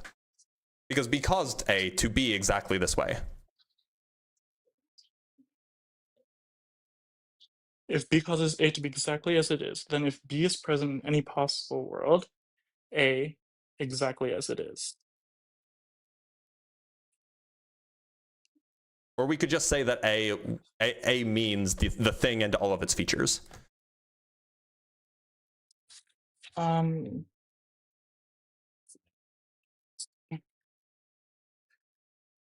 Gosh, modal talk is It is weird. It is weird, I agree. It's so hard. Yeah. So I don't essentially this leads to, at least my understanding is that this leads to modal collapse, right? Mm-hmm. And it also leads to God not having free will. And it also leads to God not having, in fact, arguably God not having a will at all, because God couldn't have done anything any other way. God is essentially a mechanism in this, if you end up this way. I see. Which is right. Which is not what you want to say. So I see the tension that happens when you posit a necessary being causing something that's contingent, right?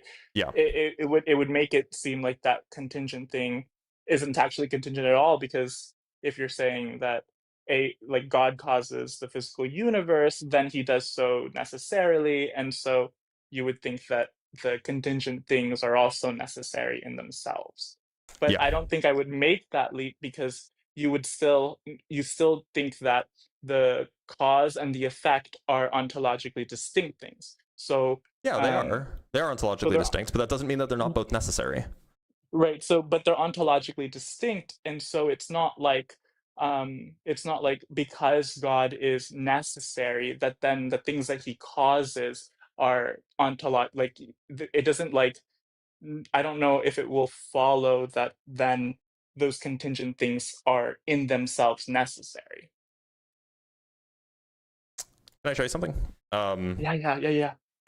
Let me just pull something up really quick.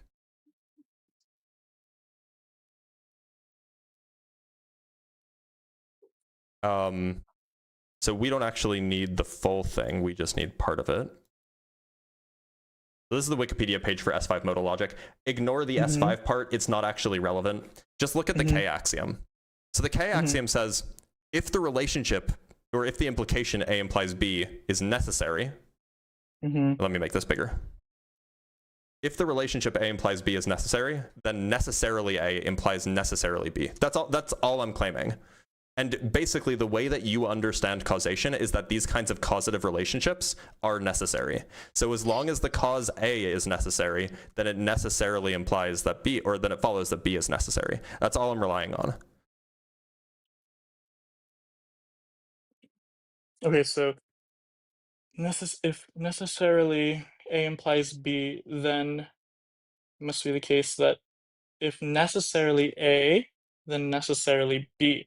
Okay, but so this is a logical, like, rule, right? So this is a modal logical rule. Yep. But the rules themselves don't have any content.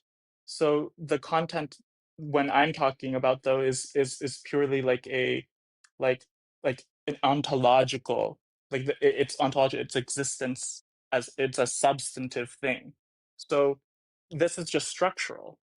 Yeah, right? so you can so you the can interpret necessa- these symbols however you want, right? So then the necessary that you're using is, it seems like it's necessary in like a in a in like a modal logic kind of way, where Yeah. it's like it follows from the premises. But when I say necessary, I'm saying like necessary in terms of like its existence. I thought we were using right? necessary in the possible world semantics kind of way.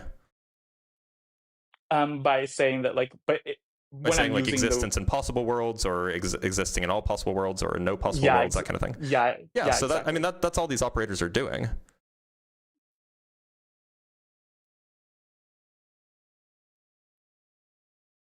I don't. I mean, like, so you can reject, you could say that this axiom is false for the kind of modal logic that you want, but it just seems like, I don't know how, like, I can't make sense of a world where this axiom is false.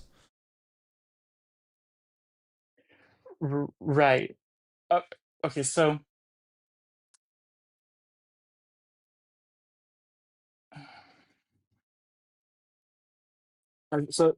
so every contingent, I guess, like, just going back to my argument, then you are rejecting which premise? One sec. So essentially, I'm suggesting that P1 and P2 are in conflict. You can't have both of them true at the same time. You cannot have both of these true at the same time, because every contingent thing has a cause or explanation, where cause is understood as metaphysical dependence, and that the physical universe is contingent. And you can't have those two things, because but still, like, you can't have those two things because of a contradiction.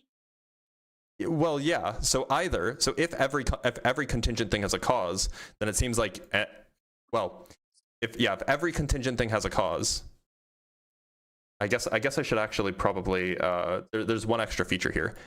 If it's true that every contingent thing has a cause and there exists a necessary cause. Oh, but we haven't gotten chain. No, that's true. So you could have that every contingent thing has a cause and P2 is true, but then you would have, but then that would imply that you have an infinite chain of contingent explanations. Mm-hmm. Which I guess we would end up having to reject P7, whatever P7 ends up being, if you want to accept P1 and P2. That there'd be I was assuming that we were disregarding infinite chains of causation or infinite chains of contingency. If you grant the possibility of infinite chains of contingency, then you could have P1 and P2 are true. You would just have an infinite chain of contingent things with no necessary cause.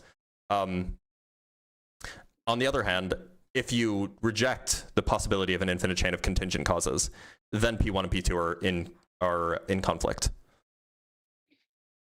I see. Okay, yeah, no, this is really helpful. I think that I'm gonna try to, I think I'm like running out of brain power. That's fair. That's totally fair. Yeah. I need to get coffee anyway. Yeah, I don't want to keep like trying to figure it out like right No, here, good. right now. By the I way, really if you ever, appreciated this. have you talked to Ian before? I did, but he actually helped me out by like telling me that my argument was really bad, which it was really bad. But then I got to this stronger one. Yeah, so Ian will recommend that you Ian is a necessitarian. I am not a necessitarian. I'm actually pretty agnostic about it. But if you accept this statement, if you reject infinite chains of causation, and if you accept P1, then I think it follows you have to be a necessitarian. Which, maybe you want to be, but if you're a necessitarian, then that just means that God is not really an interesting being. Right? Because then everything is necessary. So like, so anyway, so I mean, feel free to come back on at a later date if you thought about it more, or talk to Ian. Ian and I kind of share similar beliefs in this thing. So cool. Thanks. Yeah, this is just like my first step into trying to figure out what it is that I believe in. And then like, if it might end up with necessitarianism, like I don't know how that would impact my beliefs. At least religious beliefs, but I think, and this is just like, I'm not sure if this works, but I think that what you could do is you could be a necessitarian and then just say, look, God's will is necessary. And God is just not a mind in the way that you and I think of minds, where minds have like thoughts and they have free will and they like do things and want things. This would God would be more of like a necessary force of nature, if you will. Right. That would, you wouldn't be able to have a personal God anymore, but you'd still at least be able to have some sort of like necessary origin, right?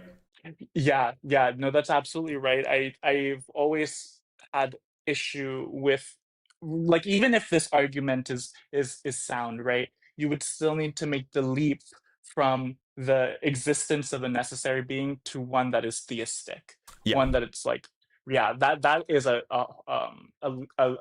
leap that would take a lot of work to do.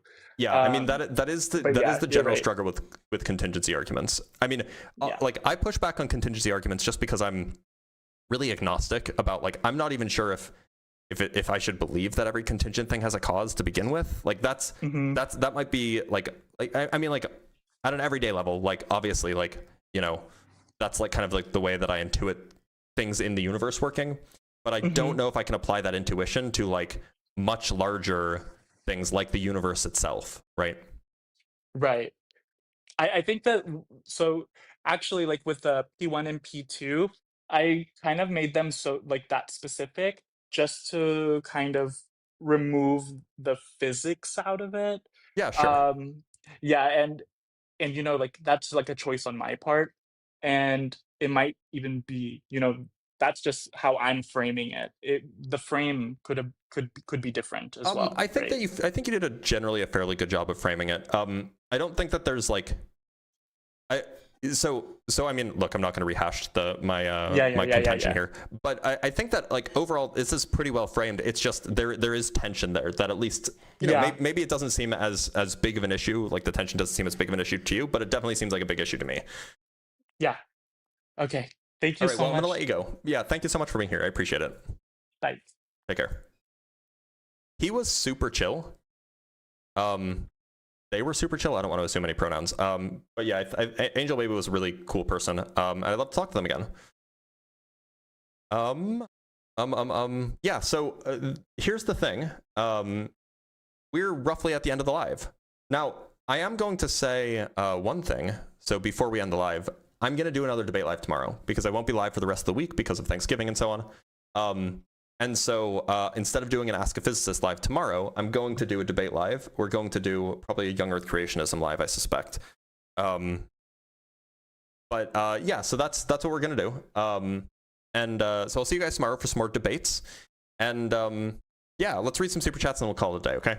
So we have from The One Corrupted. Oh, let's hide this. From The One Corrupted, we have... these are the same points I would make for Azathoth's dream. We exist in the dream of a blind idiot god. The dream is the substrate of reality. Well, thank you for the $5. That's an interesting point. I mean, like, you could just hold the view that like God is like a force of nature, and then you're fine. But then the question is, why prefer that there is just this necessary God that's a force of nature rather than a necessary universe? That's perhaps a valid contention. Then we have $5 from Freakish Preacher. Thank you so much. Thousands of religions in all of recorded, unrecorded history. Statistical probability that our top 3 modern religions being the true God is super unlikely. Here's the funny thing. Judaism is not one of the top religions. Most people assume it's like the Abrahamic religions are like the main religions. Judaism is like makes up like 0.02%, 0.2% of the world's population. Like it's not even 1%. Unless you mean Hinduism. If you meant Hinduism or Buddhism, then yeah, sure. Atheist Cat sent cheers. Thank you for the cheers. I appreciate that. And Jesse sent a thank you for 500 joules. Thank you so much. And we have 5 Swiss francs from Makey. Bro thinks he's smarter than Young Hoom Kim. Not only do I think I'm smarter than him, I think I'm more honest than him, because the organization that he took his IQ test at was an organization that he owned, right? That's not honest. Morgumi sends $5. Chat is too harsh. Caller was good faith and intelligent. I agree. Caller was super good faith. I appreciate that. And $2 from C-Bar. Now let me just double check that there are no... By the way, C-Bar, and if you guys don't know, C-Bar has been supporting my live streams for like years now. Like, it may not be flashy, but like I appreciate C-Bar so much for being like a regular supporter for so long. And Lou sent a or Lou bought me a coffee, so thank you for the $5, Lou. All right, I'm gonna end the live here. I will see you guys tomorrow. Same time, same place, same stuff. Take care.